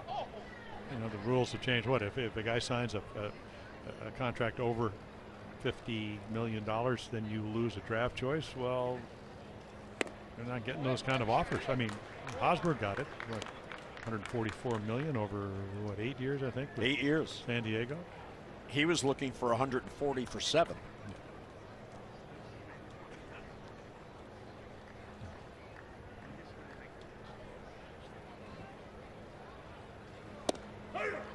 Borderline pitch. I think when Harper, of course, at what, 25 or 26, Manny Machado at 28, 26 into his 27th year, it's a little bit different when you get a player that young. But when you're, I think Jake Arrieta is what, 31? 31 or 32. Yeah, you know, I think it'll be his 37, you know. This guy to right for Brugman. You know, he had a good year last year with the Cubs, but also as a team that won 92 games, velocity was down a little bit. I'm sure he probably would like to have 5 years. He probably won't get that. Or maybe he will, but maybe he'll get it for less money. So Edgin retires each batter on a pop up to short and a fly ball to shallow right. I'm sure and Tony Clark was here, who represents, you know, the major league players. So I'm sure he's not saying, he's saying a lot of teams, how did he phrase it? They're not shy about racing to the bottom because they're rebuilding or retooling, whatever you want to call it. I would think some of the owners are saying, well, we're finally being prudent. So we'll see. It'll all shake out. A lot of good players that can help teams be better. I'm sure they'll find jobs. Well, unfortunately for players in the predicament, the Cubs and then the Astros did very, very well by finishing last and losing a lot of games over a 3 or 4 year period because of the draft picks that translated into. And those teams have won the last 2 World Series. So for those teams, they felt like that was the best way to go, and at least in those 2 cases it did work out, because now the Cubs are spending money to stay in contention, and the Astros have added veteran players the last couple of years. So you try to get competitive from within, and then you add what you need. Yeah, and you know how you do that? You have a good farm system. I mean, how do you get Garrett Cole? Right. I mean, the Pirates, everybody talking about Tampa, but even though the Pirates didn't have a good year last year, I think they won the same amount of games as the Orioles did. They had a player dump. I mean, Garrett Cole leaves. McCutchen. Yep, McCutchen leaves. I mean, some of their best pitcher and their best outfielder.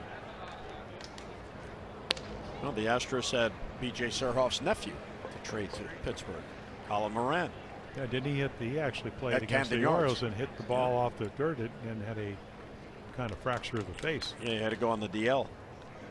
I think he was, of course, when they had the Zach Britton trade rumors going. He was one of the guys that might have come back to the Orioles last year, and then he had the injury.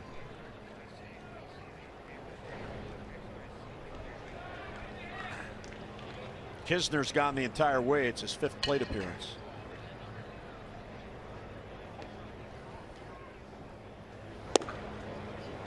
There's a 2-out walk. Well, you can see Josh Edgin, you know, again in the big leagues the last 4 or 5 years, he's got a pretty good idea.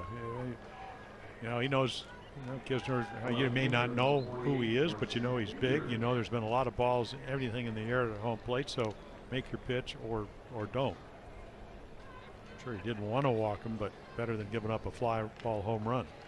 Oscar Mercado is going to pinch run.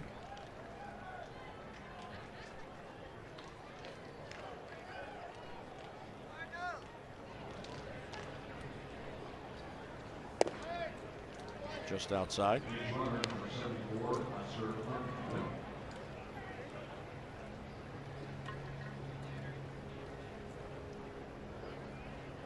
Josh Edgin is the 8th pitcher used by Buck Showalter today.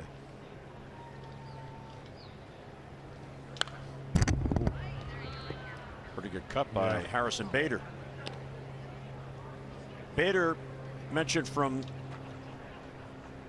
New York, went to Horace Mann High School in Riverdale and then to the University of Florida.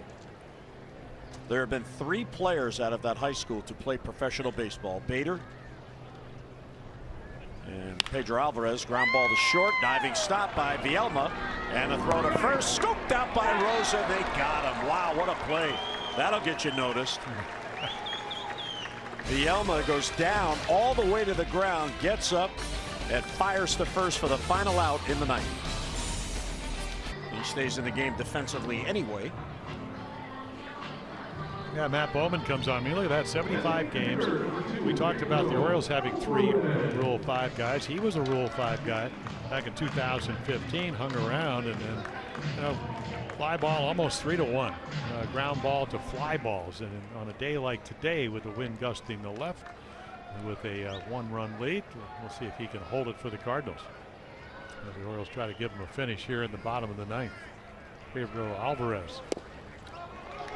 So Pedro, thank you Pedro for leading off so we can finish our Horace Mann High School story. 3 players out of that high school to play professional baseball. I know you're captivated by this case. Harrison Bader, who we just saw ground out, robbed of a base hit. Pedro and Bill Sokolin, who played in 21 games for the 1951 Brooklyn Dodgers franchise in the minor leagues. So there you go.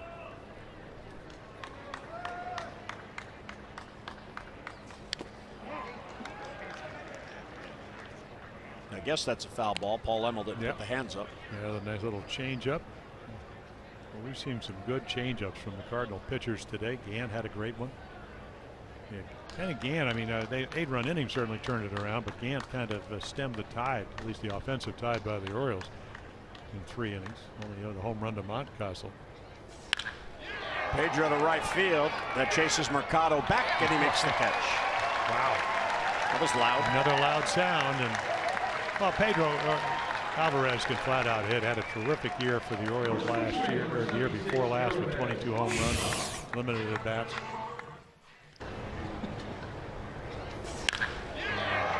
Ball walloped. It's one right at him. Adam ball. Easily could have been an extra base hit. Garabas Rosa now.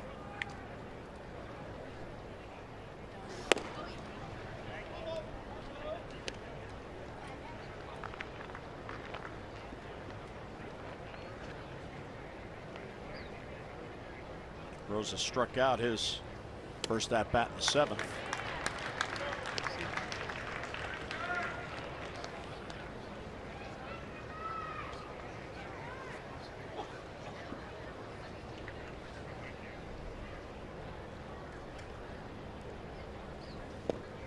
Real good breaking ball. Yep. Well, he's got a change up. You know, he's not overpowering. 90, 91. As a starter, you know, again, what we told you about St. Louis picked him up as the Rule 15. He went 7-16 with a 551, yet they picked him up on the on the rule, you know, the Rule 5 draft out of the minor league. Another strikeout. Because they saw something that maybe other teams didn't.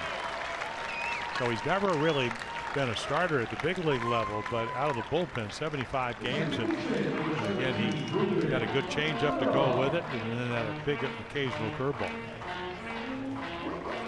The other thing, I mean, you pitch 75 games, only give up 4 home runs, you have the ability to keep the ball in the ballpark.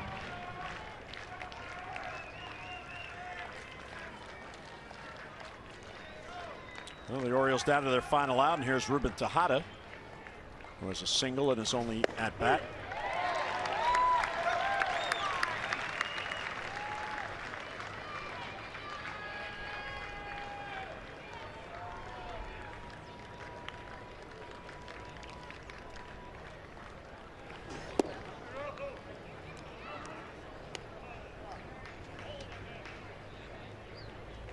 So Bowman trying to get the final out here.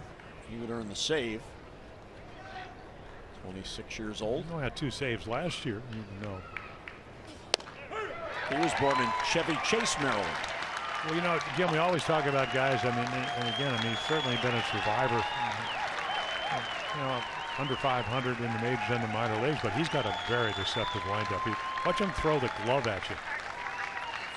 You know, and it gets that left arm way out there, and then I'm sure he hides the ball pretty well because, and again, change speeds. 3 ways to get you out with a fastball, curveball, and change. And he's an Ivy Leaguer. Really? Played at Princeton. Went to St. Albans School in Washington, D.C. for high school, and then to Princeton. Tejada to left field. That's playable for Bader. And he has it for the out. And the Cardinals win it.